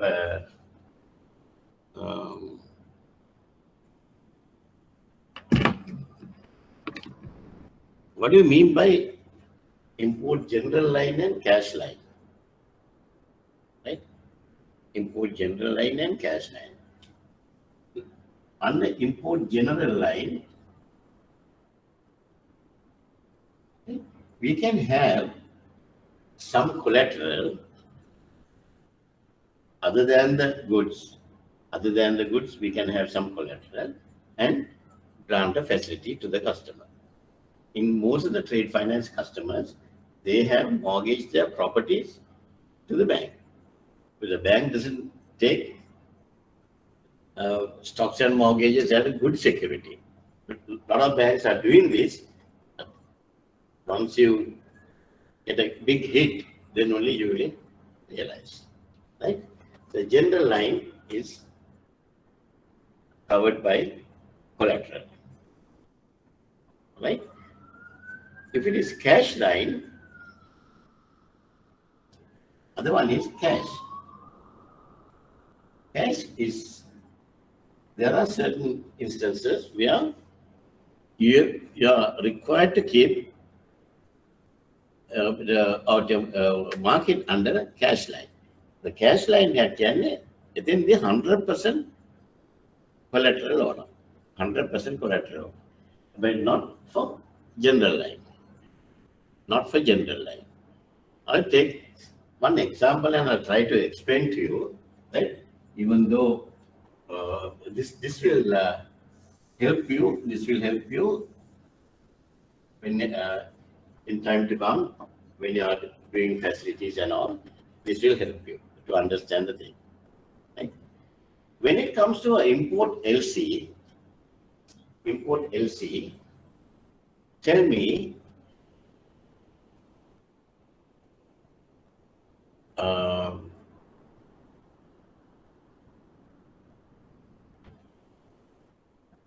we know there's a contingent liability when we open the LCs. Right? It's a contingent liability. Why we say contingent liability? Why we say contingent liability?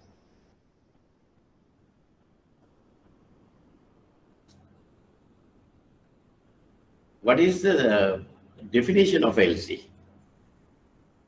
If you tell me the definition of LC, then it is easy for you to understand. This contingent liability concept. What is the definition of LC?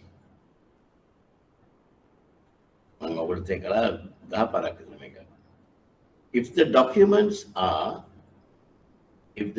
under the irrevocable document credit, if the documents are complied with the terms and conditions of the LC, right? If the documents are complied with the terms and conditions of the LC, then the issuing bank will pay. Issuing bank will pay the exporter, right? But there is a condition. If the documents are complied with the terms and conditions of the LC, that is a condition. So that means every LC we open, do we have to pay? Every LC we open, do we have to pay? Yes. Huh?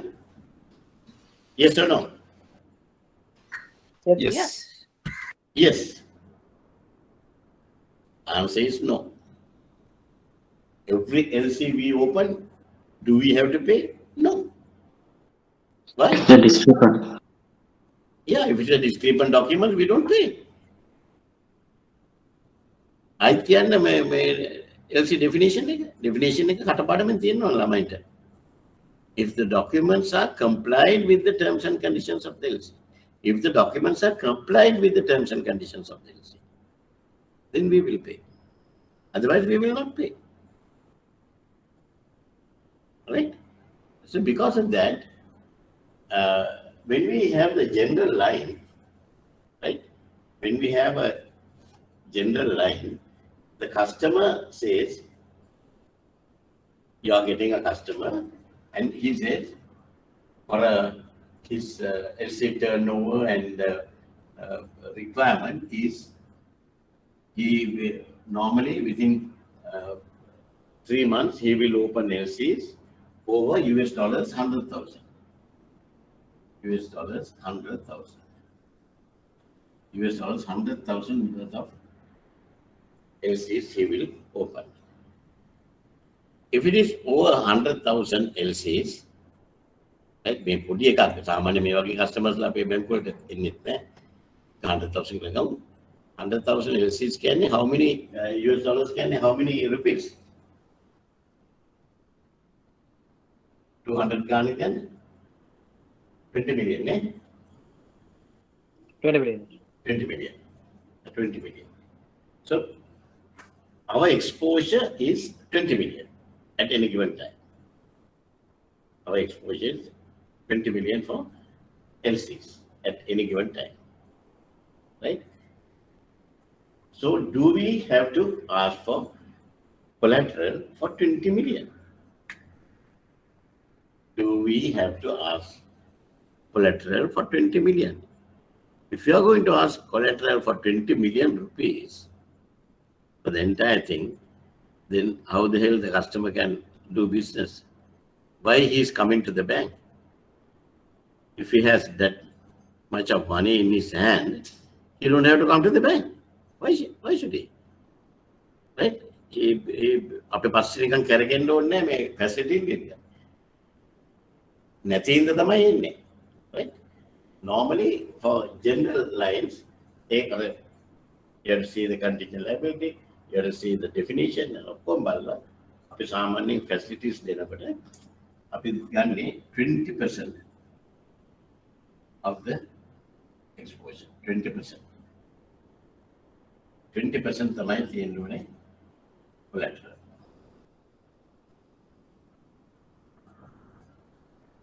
එතන 100,000 එකෙන් 20% කියන්නේ නෑ මේකෙන් 20% කියන්නේ 20 million එකෙන් 20% කියන්නේ කොච්චරද?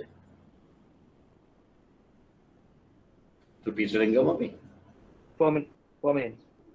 4 million ද? 4 million. 20% කරලා කියන්නේ 4 million. he should have 4 million.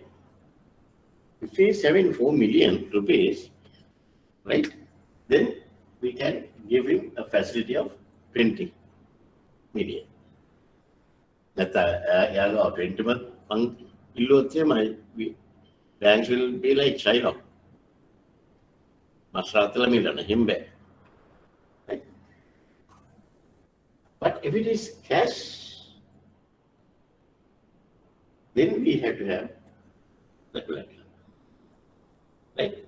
So to open LCs, yes, 4 million is enough. Then, if you say, when we receive the documents, at this point, when we receive the documents, we'll have to pay the bill. Make it no issue. Make it 20%, I think. When we receive the compliant documents, once we receive the compliant documents, we'll have to pay. At that time, at that time, we need cash collateral. Cash collateral. Full amount should be covered. May facility ka full amount covered. Make it a 20%, I think. Make it a full amount covered. For the within this contingent liability, when you open the LC contingent liability, will become a real liability. Will become a real liability. When we receive the bill, under the LC open, what do you call that bill?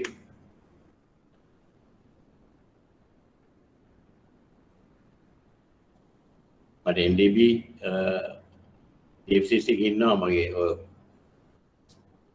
trade ke lama inno ne. What do you call that bill? Bills received under LC. We use a name. What is the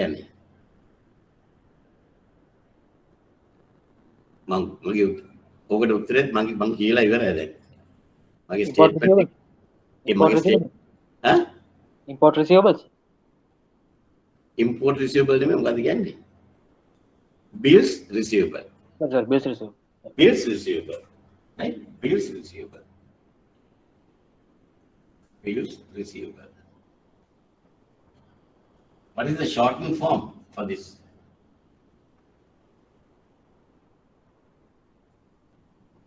Bills receivable BR.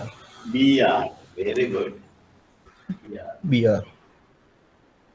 अभी BR के ना मेरे को LC के ना BR के ना ये वाके तो मैं यानी BR के this will become a real liability. Here we have to pay if the documents are compliant with the terms and conditions of the LC.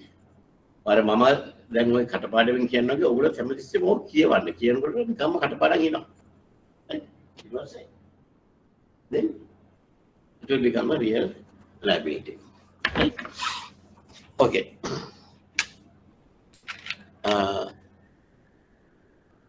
Now, even at the time when we open the LC, I told you if it is normal one, then we can mark it against general line and 20% collateral like I think. But there are certain LCs, even at the time of opening the LC, we have to mark cash line. We have to have 100% collateral, cash line. Right? If transport documents are, for example, if transport documents are not negotiable documents of title, or in the case of C-way bills, where the bank is not the named consignee. If the transport document, if the bank is not the named consignee, way bill, C-way bill, it's in the way bills, we have to mark it against 100% cash. We have to mark it against 100% cash. Right? When one or more title documents sent directly to the applicant or third party. LCA condition එකක් දානවා. Normally BLs are issued in 3 originals, right? All 3 originals should come to the bank. Sometimes they issue 5 originals. Then all 5 should come to the bank. But if there is a clause in the LC to say, make a condition, LC condition that the customer, one original BL should be sent directly to the importer. Should directly send to the importer. And then the gig among imported a pulang venova, but take clear Karaganda, Mudiagawa, valid original BL Lagatino. Original BL at the Ramati, taking Baduki Agarata, Saniteva, a big Egatiana Balagin. You are right. Goods have been cleared. Right? Exposure. Right? Even the documents are discrepant, those people will clear the goods. Right? Pay condition we have to mark it under collection. Cash. Mark it under cash lines. Another incident is local DC calling for delivery receipt. Local DC is calling for delivery receipt. Delivery receipts are not a title document. So we don't take it. Right? In the case of red clause DCs, for the amount of pre-shipment advance. Amount of pre-shipment advance part take a mark around cash. Right? LC ka 100,000. 100,000 LC. But they say red clause, right? Red clause again. 60% advance. 60% advance. 60% advance can US dollars 60,000. US dollars 60,000 apitian cash cover ekak wona. Ekata cash cover ekak wona. Moda mege api documents ended tisla export ema sali tige dila dana. Ida cash cover ekak ended. Right. Bills receivable, DCs are shown as contingent liabilities. I have explained this, right? We need to change this contingent liability into a real liability. Right? BRs are settled either by cash or some form of post-import finance prior to releasing the documents. Right? Then non-DC backed transactions. Non-DC backed, especially collection neva. Those collections, we call this collection, users collections, we call it supplier's credit. Supplier's credit. Right? And there's another one called banker's acceptance on collection bills or evaluation. Right? Banks advances against export collection bills, post-shipment methods.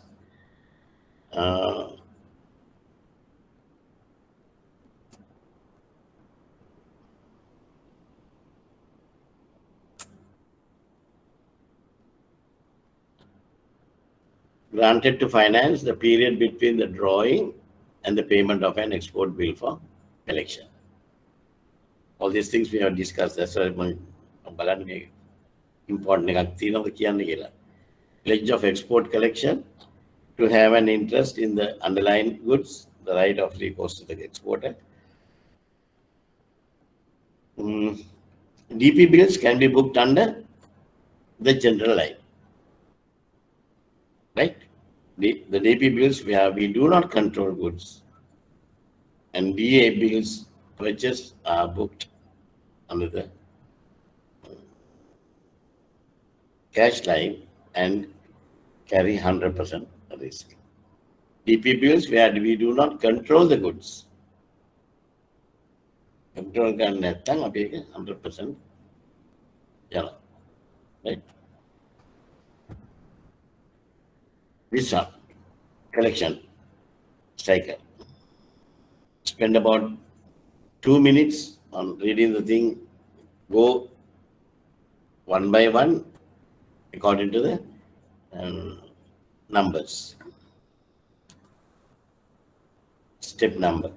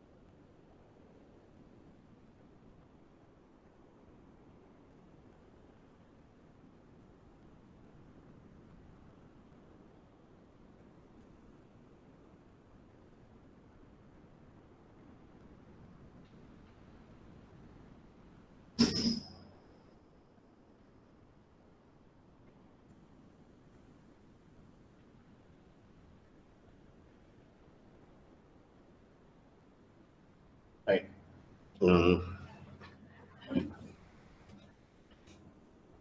Collection product cycle of users or DA collection, right? The only difference is, I think this we have discussed earlier when we were doing collections.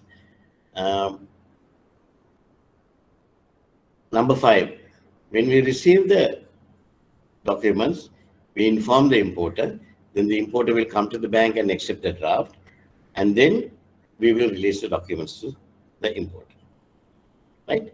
Then on maturity, we will pay. On maturity, the importer will pay. Once the importer pay the collecting bank, they will send the money less their charges to the remitting bank, then the remitting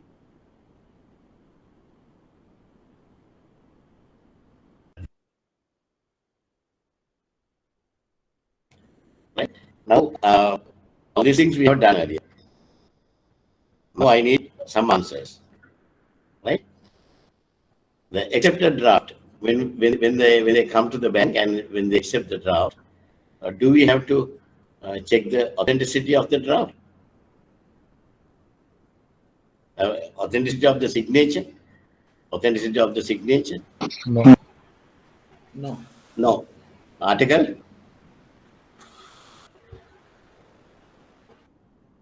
Article, Kadatapulam.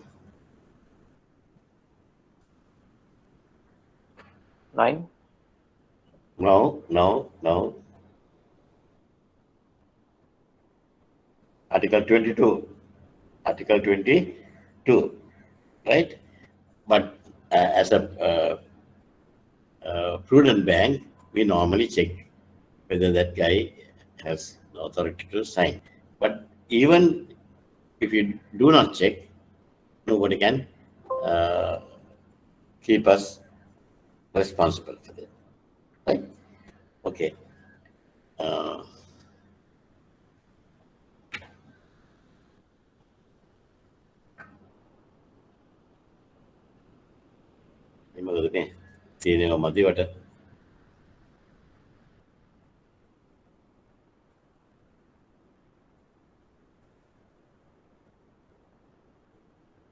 Battery is not.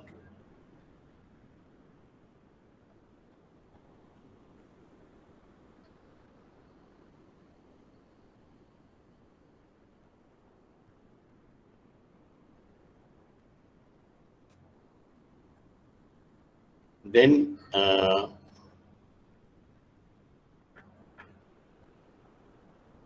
number 8.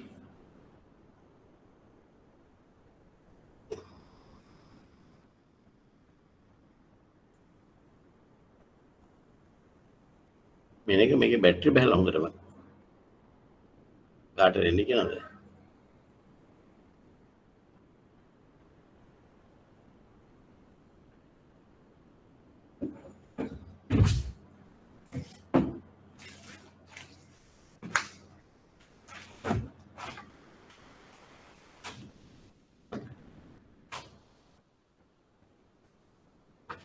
Right.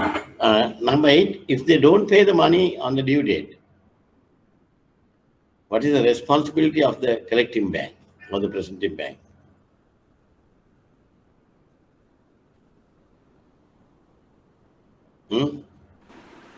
Inform the remitting bank. Inform the remitting bank. That's it. We don't have any other responsibility. Need to return the signed draft.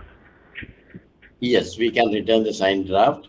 And one more thing, කියනවන් දැන් හොඳයි ඔයගේ අදගෙන යම් බලන්න. Before returning the signed draft, ඒක නම් ලේසියෙන් වෙන්නේ නැහැ. Ask the client for the reason. Ask the client. The reason why he couldn't pay and give him a loan facility. Normally, we as a prudent bank, we have to follow it up, no? And not only on the following day, we'll have to follow up on a regular basis, right?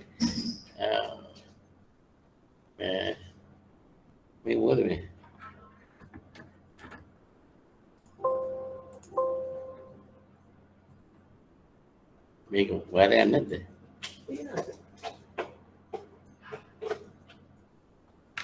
A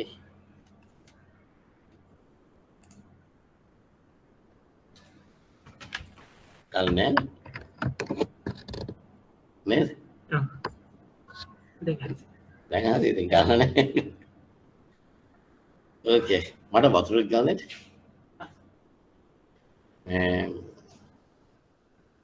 Right. What sort of action he can take? Not he, sorry, the bank can take. What sort of action the bank can take?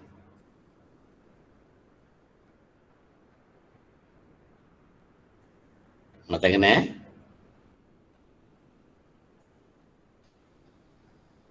Protest for non-payment? Come on. Article 20. Article 24 there. 25 there. 24 there. The 24 or 25 protest for non-payment. Right? Those sections can be done. Right? Okay. Now, avalized draft. Avalized. If it is avalized, what do you mean by avalized draft? Under a DA bill, collection DA bill, if the customer doesn't pay on the due date, do the bank has any obligation to pay? No. The bank doesn't have any obligation to pay. only to inform the remitting bank, right? And to follow up. Evaluation means the word evaluate is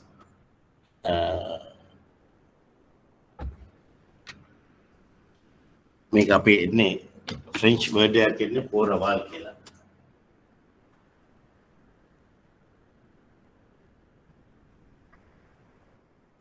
For a while, right?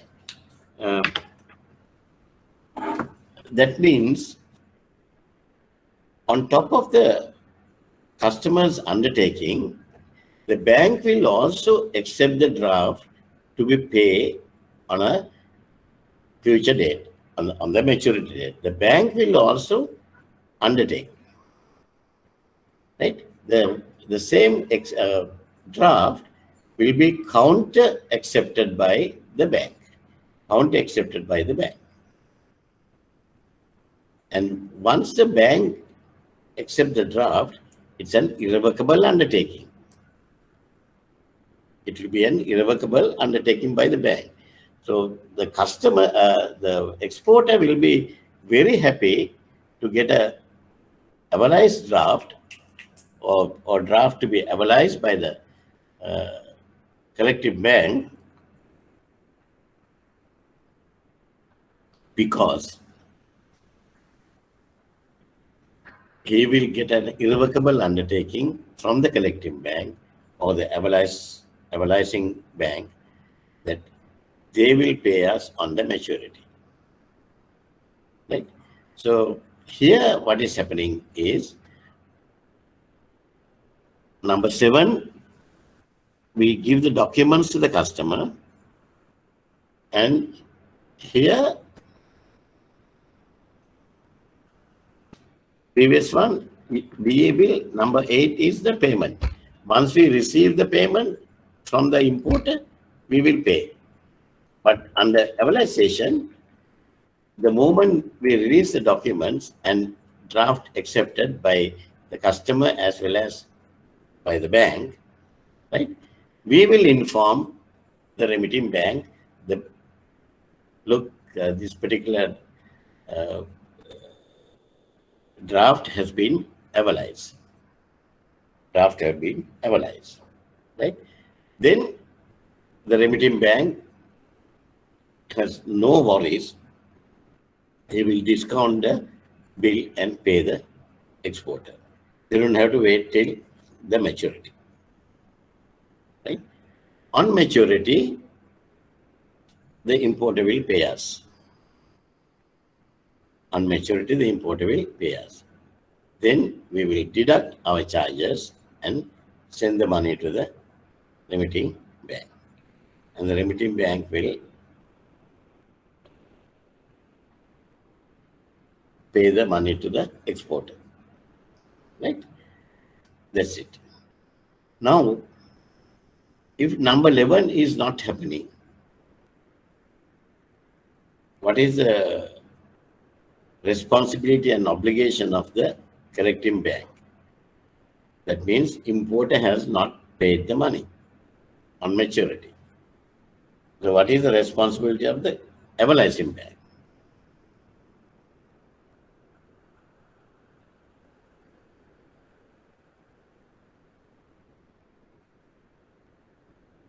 Granting an import loans? Granting an import loan. Import loan කරන්න දෙන්නේ මේ පැත්ත පළාතකවත් දෙන්නේ නැහැ. මේ මනසේ පැත්ත පළාතකවත් දෙන්නේ නැහැ. ඉතින් කොහෙද import loan grant කරන්නේ? Should have taken a cash margin before giving this. Before evaluating. Yeah. Yes. Good. Good answer. It's a 100% risk. So therefore, we'll have to get a appropriate collateral before we give the facility, before we create evaluating facility. Okay? Right. General guidelines to evaluation. General guidelines to evaluation. When we evaluate the bills, all right, And how we analyze is, in a bill,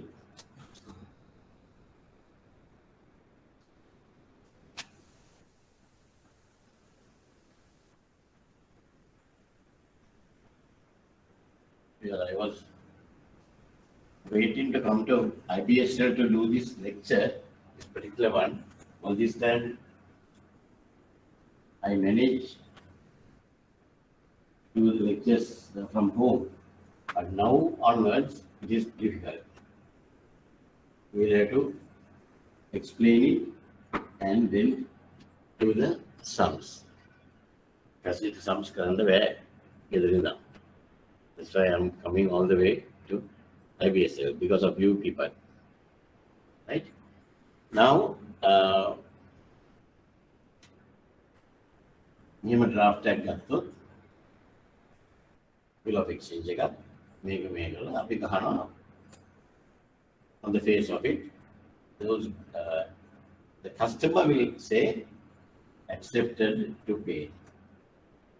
Accepted to pay on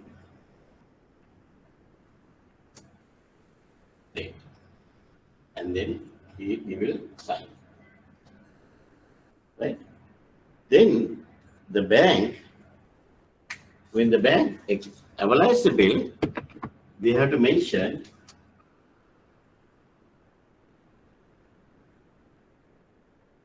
analyzed. And then they have to sign and then stamp.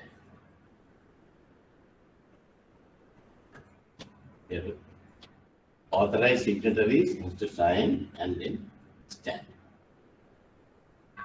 You have to mention analyze. Right?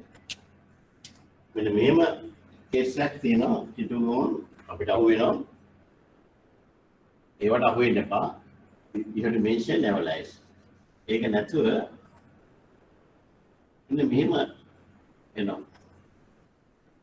මේ කස්ටමර්ගේ signature එක තියෙනවා ඊට පස්සේ bank එකේ signature එකක් තියෙනවා stamp එකක් තියෙනවා. This is not analyzed. This is not analyzed. Right? Maybe the bank, the intention of the bank is analyzed. But if you go for litigation, you have a very big case. Right? Because at that time, I can say, as a banker, I can say, no, I have not analyzed this draft. I have just verified this, certified the signature of the customer. But again, the customer signature is signature verification. It's a signature verification. Who have analyzed? It has to be checked, right? Indeed, an analyzation, and not a verification of Ravi's signature. The point one, the first point. Mama will explain, right? Is it clear? Right? Then the bank and country check. We have to check the bank and the country. Who will analyze these bills? Exporters or importers bill? Kagi bill may analyze karne. Importer or exporters bill?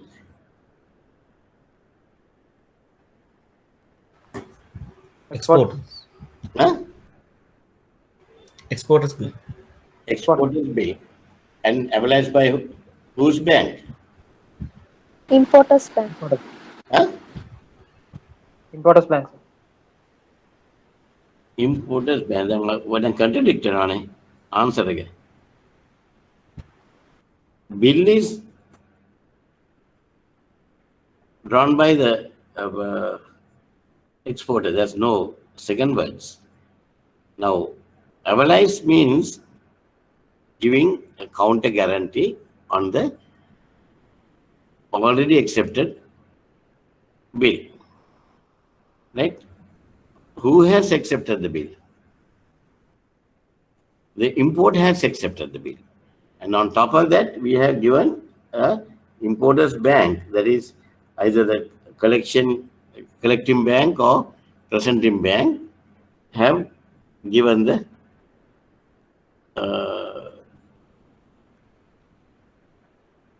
evaluation part, has done the evaluation part, right? So because of that, the bank and country has to be checked before you draw funds against evaluation. Right? Bank and country should be checked. The Medawasla pay Lankawe checks, Lankawe bills, Mandana exporters la England la America in exporters la me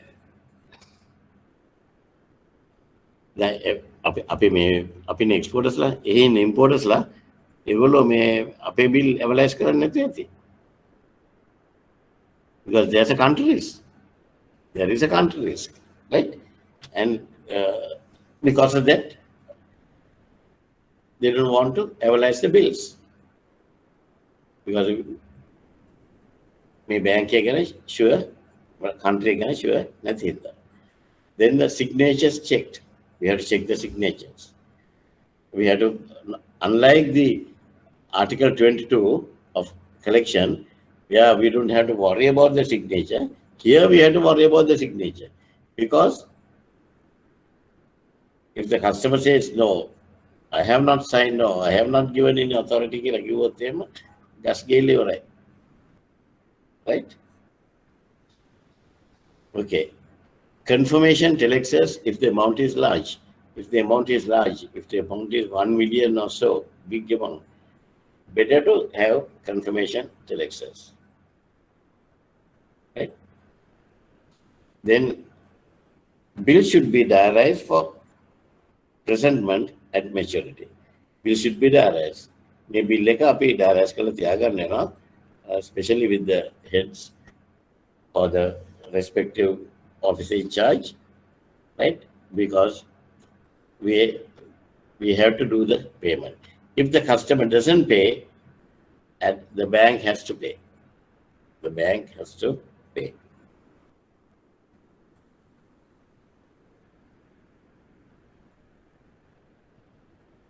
Right? Then right of recourse to export customers in the event of disclaimer. Right of recourse to the export customer in the event of disclaimer. Munare unat tapi right of recourse tiyaganne na export customer hai, because if they are going to discount the bill based on our evaluation. Advantage of evaluated collection over users disease.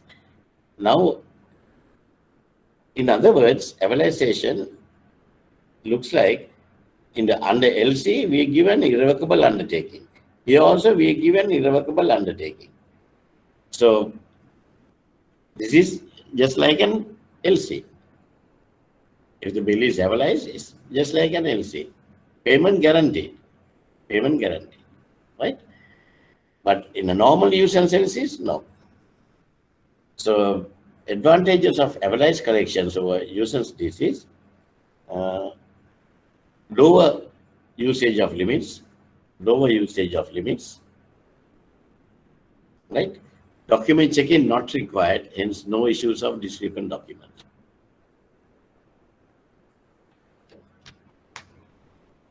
Document checking is not required,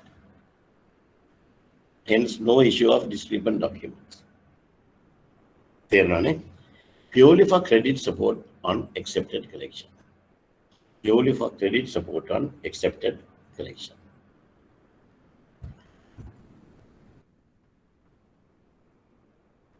Finance for import collection bills.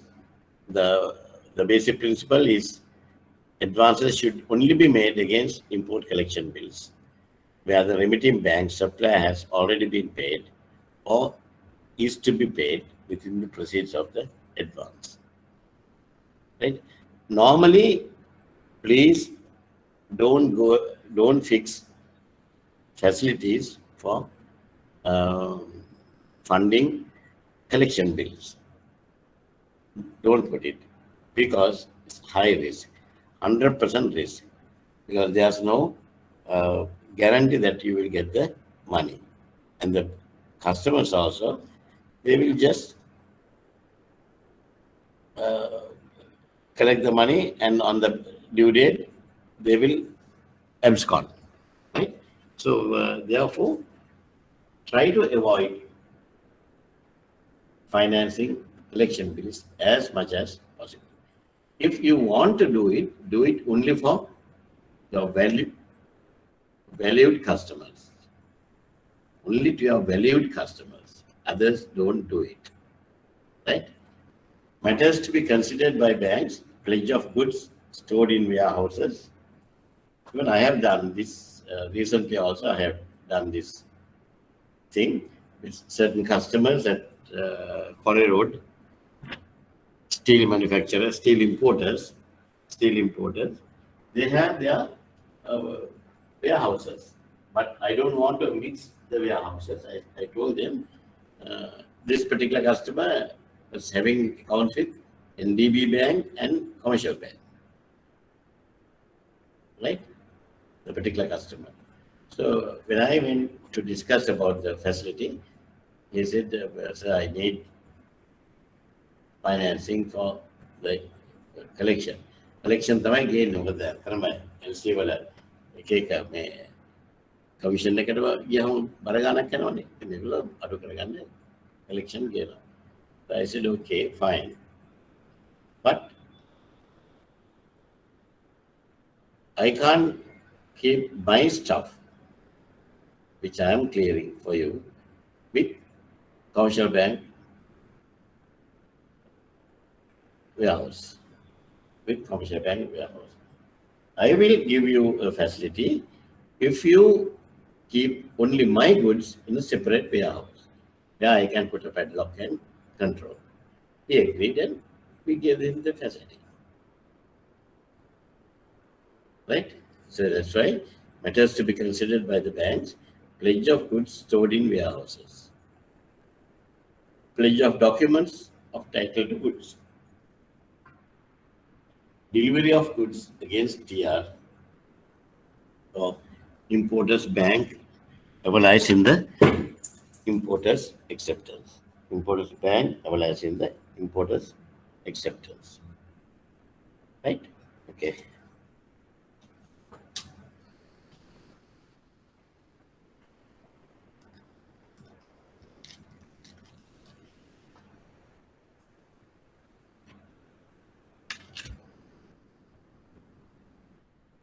Documented credit as a financing structure under LCs.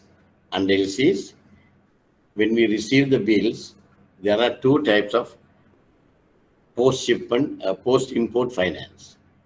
Post-import finance. One is LAI, loans against import, and other one is clean import loan. Now, loans against import means LAI is granted to retire an import bill under a DC and denotes that the bank continues to control goods post-import, sometimes in a bonded warehouse. Right? So loans against import, strictly for import bills under a DC. Strictly for import bills under a DC.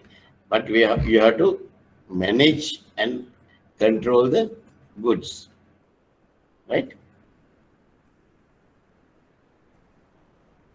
Therefore, a lot of banks nowadays, they go for the second one, CIA, clean import loan.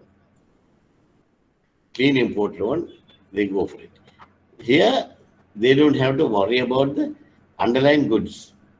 There's no issue about the underlying goods, right? They will take some other external collateral, and set up the facility, right? Shipping guarantees.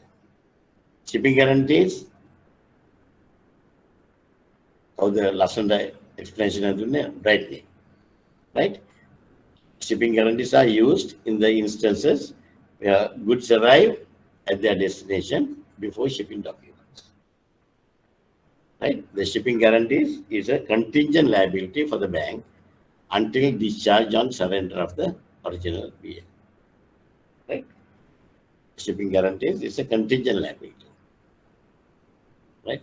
Since the bank loses control of goods, the cash line must be marked. Cash line must be marked.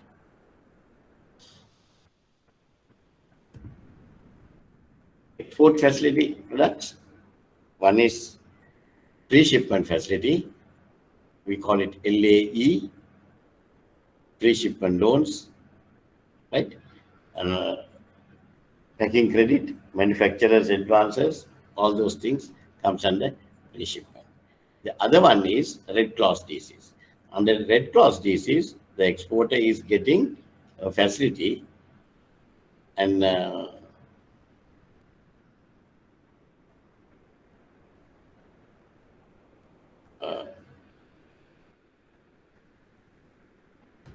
no facility required by our customer as we take issuing banks risk when providing the pre-shipment.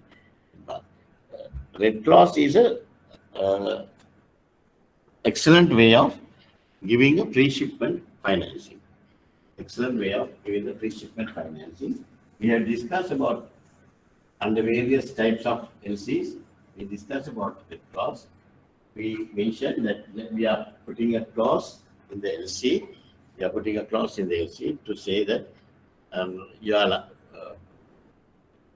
authorized to release 60% of the bill value on against a simple receipt, something like that, right? But customer lines mark that is why we said no facility required by our customer. We don't want to have any facility because there is a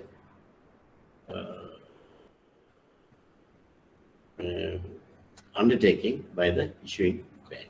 If the issuing bank is good, if the country is good, there's no country risk, no bank risk, then you can go ahead and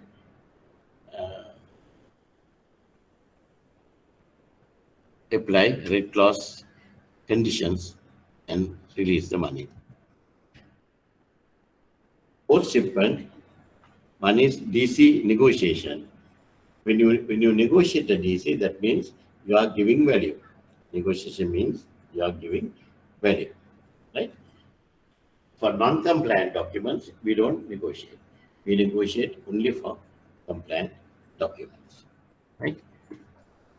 Now, invoice financing. Up to now, any questions?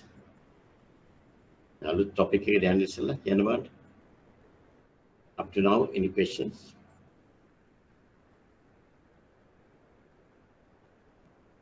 Right. Invoice financing, I will try to explain to you. When I am writing, you also can copy it. Like that, it's easy to learn, right? Make it simple explain again, invoice financing. Right? Now, invoice financing is a common one in the local market. Domestic LCs and all those things. Invoice financing is a common one. Now, we have a supplier.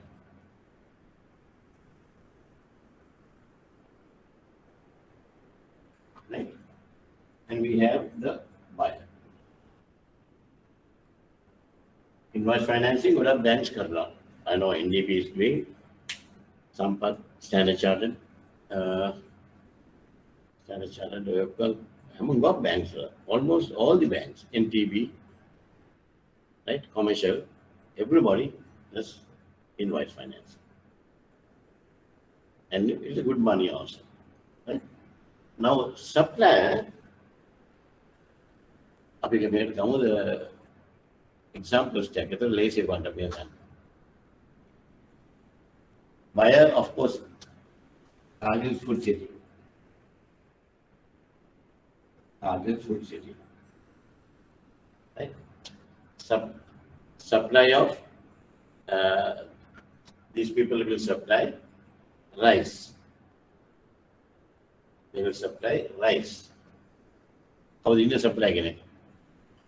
Rice supply again. Earlier.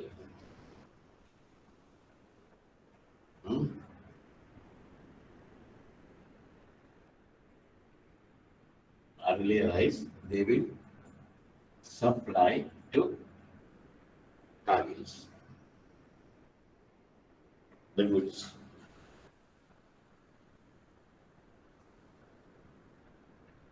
Supply Karama, Cargills they will issue the invoice. They will issue an invoice.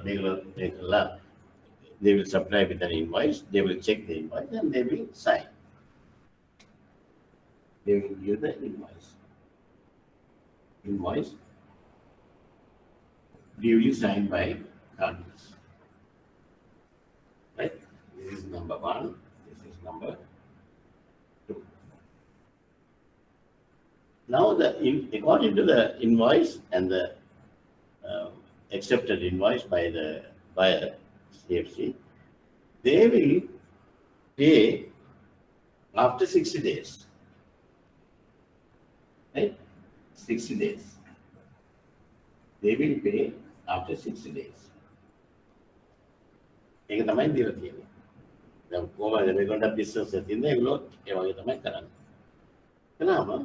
Now the supplier, earlier rice, right, or Nipuna, they have to wait for 60 days to get the money from Cargills.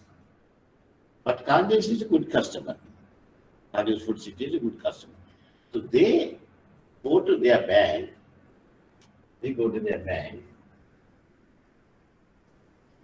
Right? Up to bank NDB here.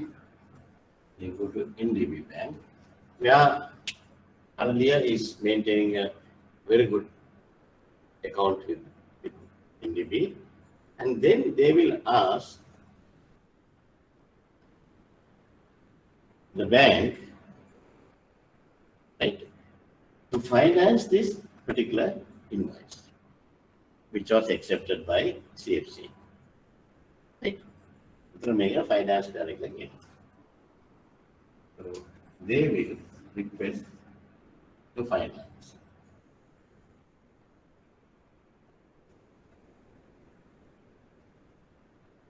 Request to finance.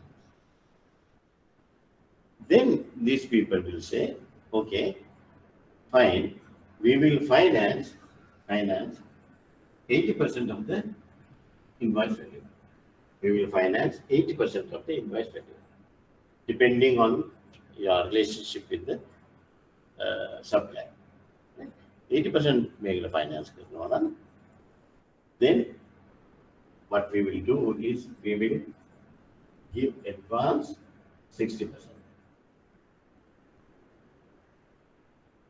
Sorry, advance 80%.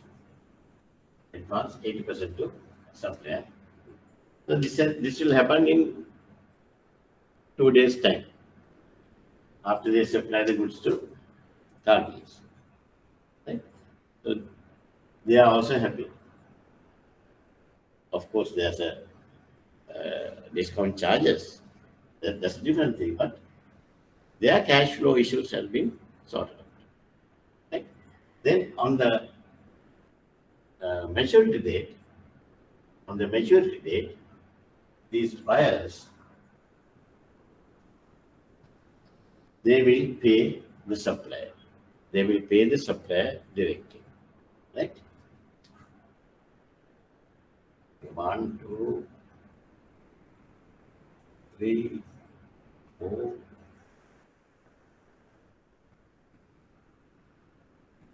Right? They will pay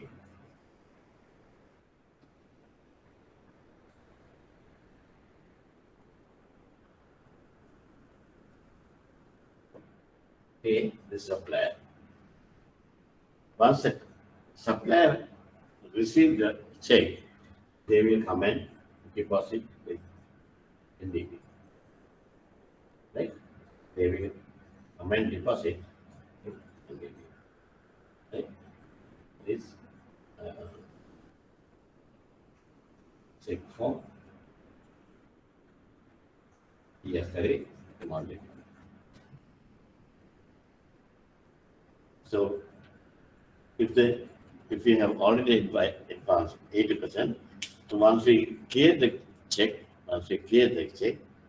we will collect our whatever we have given, right? Maybe what do you call this?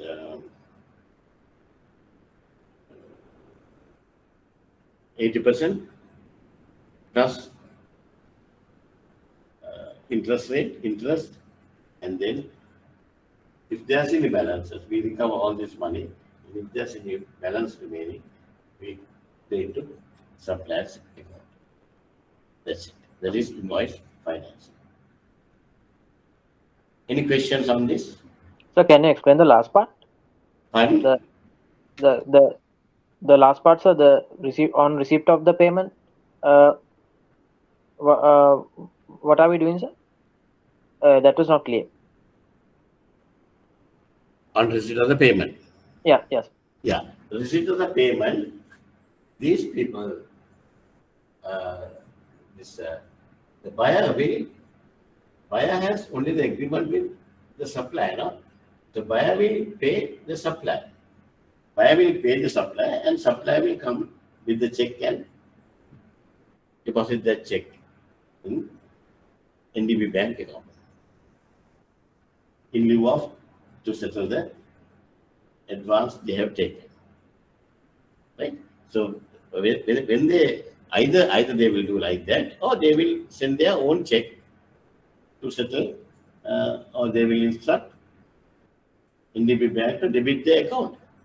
They will deposit the check to the account, and they will ask NDB bank to settle the amount finance, invoice finance amount, plus whatever the interest, and cancel the loan. Some companies check bank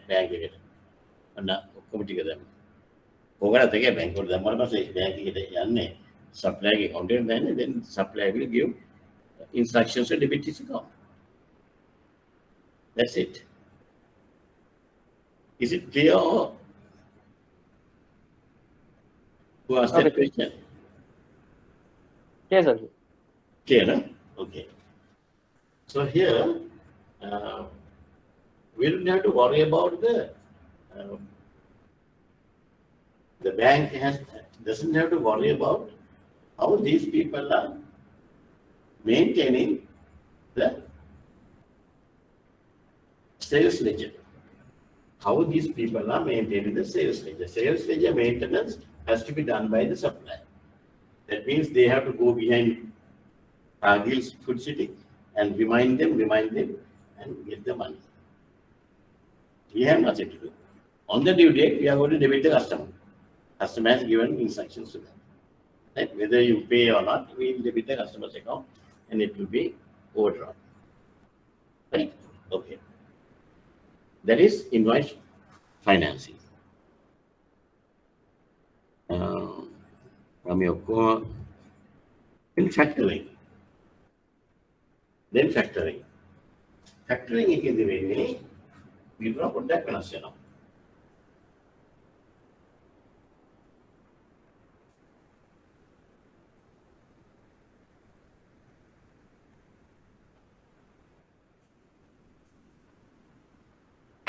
In factoring, we disclose that there's a bank sheet here. We disclose that between this to the buyer, we are going to factor this. And a bank is going to factor this invoice, right? disclose කරලා. Invoice financing is සමහර වෙලාවට undisclosed. There are certain instances where Cardinal Stewart knows that these guys are discounting the bill with NDB Bank. Sometimes we can keep quiet. Factoring, no. These two parties and the bank is a tripartite agreement. They sign a tripartite agreement.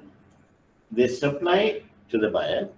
Buyer will give the invoice to the supplier. And the supplier, if they want to factor the invoice, they will request 80% of invoice value. 80% of invoice value. And then bank will pay. Bank will pay 1, 2, 3, 4. Bank will pay. And we also informed CFC. We also informed advice CFC that we have discounted their bill, right? So on the due date, this is factoring, right? And the bank will follow up the matter with CFC. Bank will follow up the matter with CFC. In other words, bank will do the sales ledger administration of the customer. Sales ledger administration of the customer. And then on the due date, the buyer will pay directly.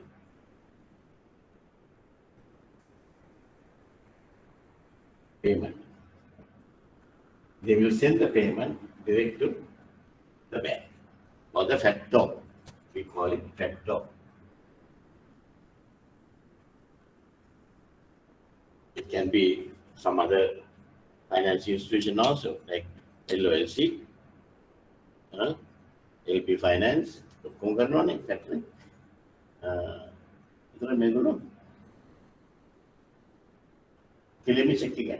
Check it home. They will recover whatever the outstanding, and then whatever the balance remaining, they will give to the supplier. With their account, supplier, they will deposit to the suppliers. Clear? This is domestic factoring. This is domestic factoring. Then we'll check about the international factoring. Right? International factoring. International factoring is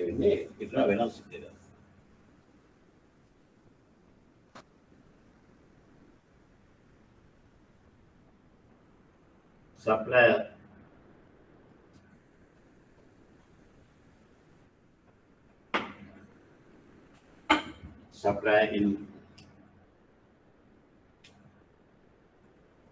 Sri Lanka, buyer is in UK. Buyer is in UK.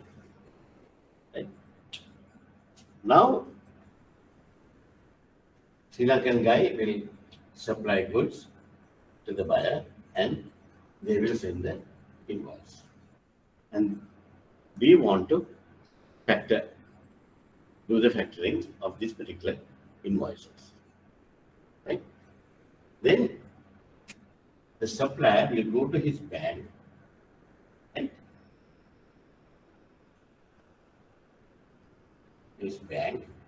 right? That is import, export factor. May I will export coming.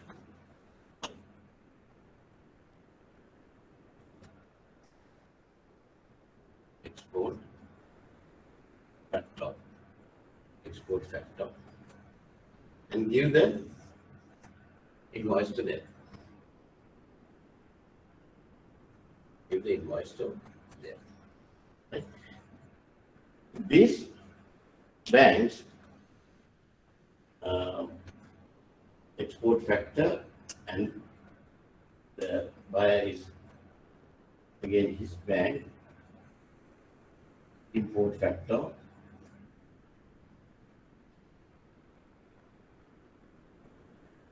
import factor. Now this guy, he will send these invoices, he will send the invoices, right? 1, 2, 3, they will check and they will send the invoices. Either they will keep the original and send the photocopy or whatever. The original one, they will send invoices to the import factor of that bank, right? And here, data will give release 80% payment. Release 80% payment to the supplier. Right? And then this particular, when they receive the original invoice, this import factor will directly liaise with the UK buyer and ask them to give the payment. So they will do the payment on maturity. Payment to the bank, the import factor. Then the import factor will keep their commission and all those things, and whatever the balance, they will do the payment to the export factor. So export factor will recover whatever the amount financed to these people and give the balance to them. Right? This is the way international factoring is happening. But international factoring, it is very difficult to do it without any,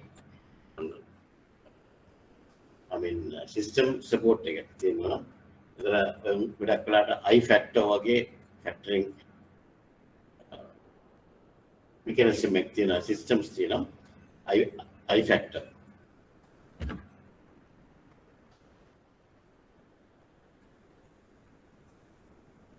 I factor again. Word, Excel again, I factor again. System again. System again. If you are buying this I factor, then you have to pay annual fees, big amounts. So we have to cover all these things. Will be maybe I have whenever. Okay, the Patema cover that.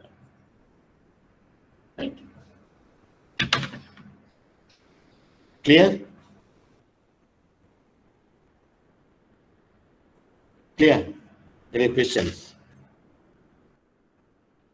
Advantage of factoring. Factors are expert at collecting and chasing up unpaid invoices. And it is very cost effective to sellers because the supplier can, or the seller can send the goods and then just wait and see. You don't have to worry about chasing up for unpaid invoices. That will be done by the factor, right? Financing the working capital needs of the trade cycle will be straightforward. Cash flow is more predictable. Without recourse, factoring provides a guarantee against bad debts. Normally, factoring insurance has against bad debts, right? Then saving on sales ledger administration. Sales ledger administration will be done by the factors. So no need for the customer to keep a staff there to follow up. Those follow-ups will be done by the factoring organizations, right? Disadvantages, book debts in the hands of the factor reduces the net asset of the business. No wonder, right? A book debts go with the factor. Net assets වලින් ගිහිල්ලා අපේ net assets වලින් reduce වෙලා තියෙන අර සල්ලි එනකම්, right? A factor whose service standard are poor can impact adversely on the commercial relationship between the seller and the buyer. This is very important. This is very important. I will not mention the bank, right? I will not mention the bank, but I have heard of, personally, I have heard of how these people are collecting the debts. The input factor, how they are collecting the debts. If they are, sometimes they use filthy words, right? To recall the money. එහෙම වුණාම මොකද වෙන්නේ? මෙයාගේ බයගේ සෙලර්ගේ their relationship will go for a sex, right? Well, buyer might think, why should I do business with a guy like this, right? This is not his fault, but the way the factors are handling the thing, it is bad, right? The factor will not be able to deal with queries about the underlying goods or services supplied without reference back to the seller. ගොඩක් වෙලාවට ෆැක්ටරට බෑ මේගොල්ලන්ගේ queries වලට handle කරන්න බෑ මොකද ඒක දන්නේ buyer and the seller only, right? Okay. I have given factoring and invoice discounting comparison. Just go through it, right? Who can benefit from the factoring also there. Then forfeiting. What is forfeiting? Last one. Discounting of trade dates. Usually longer dates exports, right? Discounting of trade dates. That also I will explain to you. After that you can read the note, right? Once I will explain to you. Normally this is happening in collection bills. Forfeiting. Forfeiting is, again I am taking some examples, right? Example in Kinagalesi. Okay. Normally in Sri Lanka, I have not seen forfeiting much, right? When I was in Dubai working for HSBC, yes, I have done, but not here. There also, I have not done because even though I was a head of regional head of trade, right? We were not supposed to do forfeiting. Our head office in London, they have a special unit for forfeiting who knows about the world market, right? They are specialized people and it will be done by specialized people. That this is a specialized thing. I will just explain to you how it is happening, forfeiting. Now, forfeiting is selling your debts or discounting your trade debts. This will happen in collection bills. Some collection bills and massive ones. Okay? There's a collection bill of US dollars.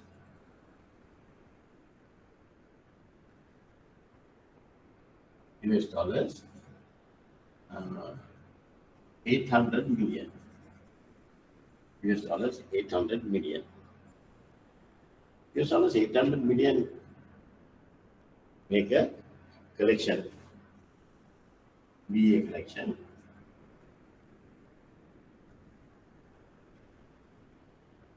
Bill එක And this guy, the tenor is 1 year. Tenor 1 year. So this guy has to wait for 1 year.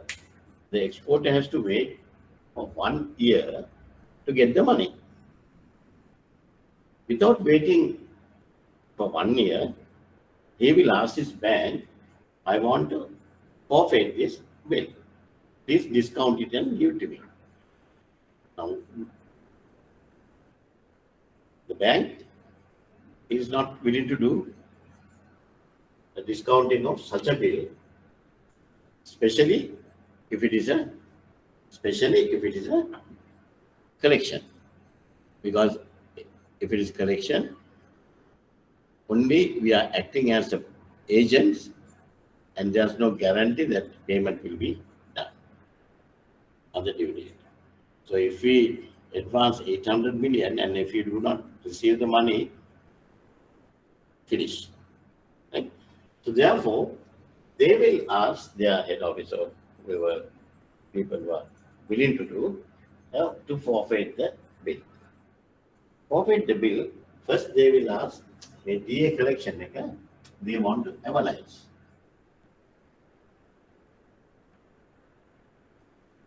They want to analyze. The bank wants the importer's bank to analyze. So importer's bank will analyze this bill. Now they are having an analyzed bill. So they have got an irrevocable undertaking from the importer's bank that they are going to pay. That's the irrevocable undertaking, right?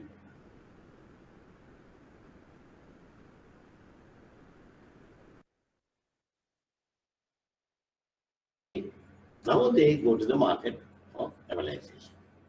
Now they go to the market and tell the other banks, look, I am having a bill of 800 million. You can bid for it for 1 year. You can bid for it. So there will be several bids. One is SCB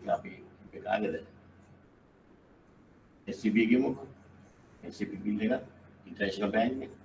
Right? So Bank of Ireland. Bank of Ireland will say, okay, I am prepared to take 100 million US dollars. 100 million, I will discount at 6% per annum. At 6% per annum. My dollar is 10, dollar bills, at 6% per annum, I will do it. Then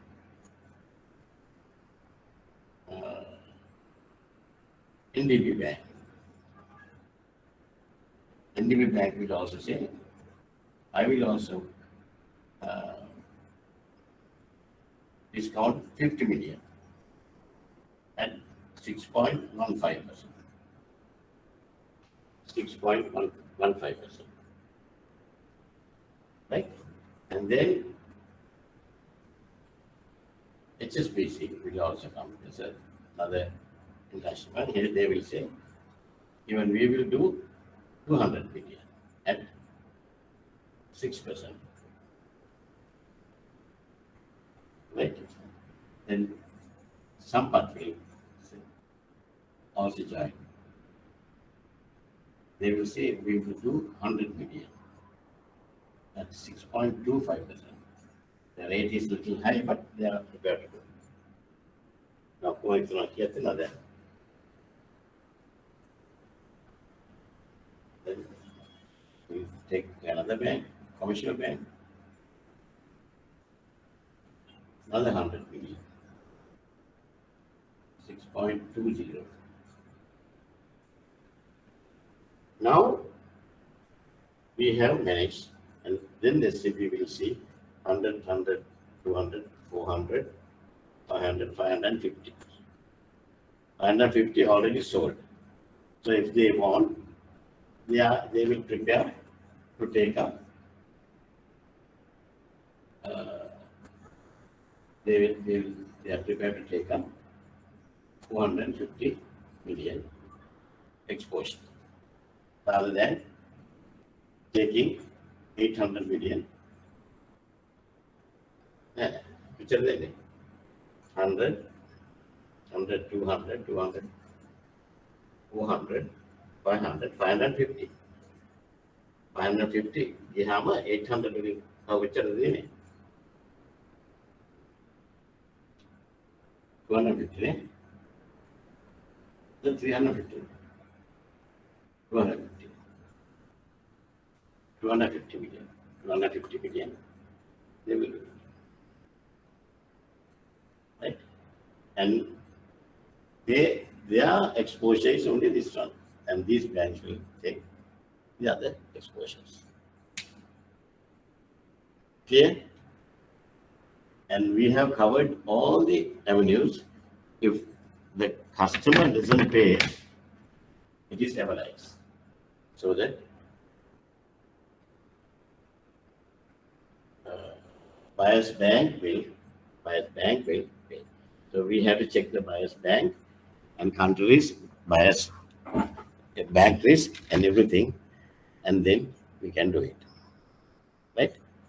The word forfeiting means fixed price. Bills of exchange, promissory notes, accepted bank, accepted draft, and we will do it without recourse to the exporters.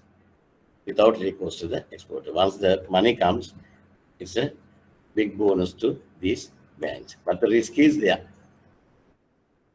We have to check the countries, the size of the contract, and the financial standing of the guarantor, bank, or the government institution supporting the buyer's obligations. We have to check all these things. Right. Okay. Fine. Any questions?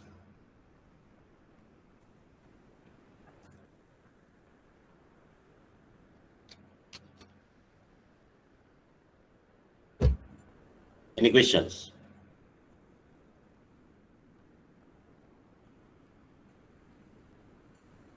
Right? Why silent? කට්ටිය ඔක්කොම forfeit වෙලා ගිහිල්ලාද? තාම ඉන්නව නේද? Right. Fine.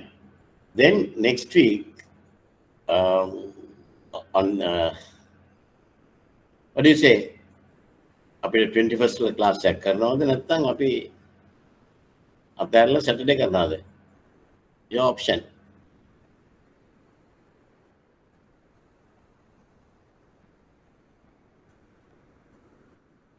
Additional class check කරන්න ඕනද නැත්නම් අපි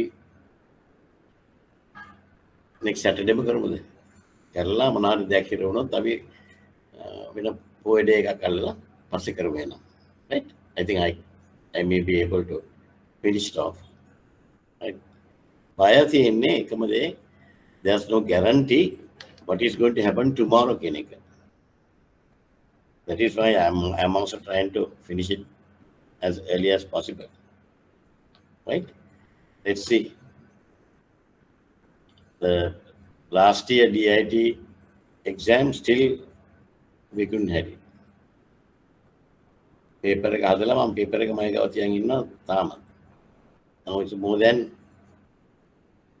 5 months. More than 5 months. There's no way of having the exam. Not only this, everything. DAPA, ඔක්කොම exams හේරව අනිත් ඒවා හේරලා තියෙනවා. Tell me, I am okay. Do you want me to do a special class and additional class, or will it continue with our normal Saturday classes?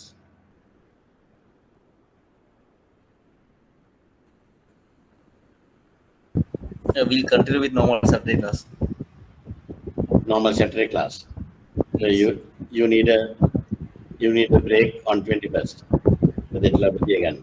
Okay, fine. Anybody else? Anybody else? Right, okay. Then we'll see you on next Saturday, our normal class. Huh? Right, okay, fine. Thank you. Thank you, sir. Thank you, sir. Thank you, sir. Thank you.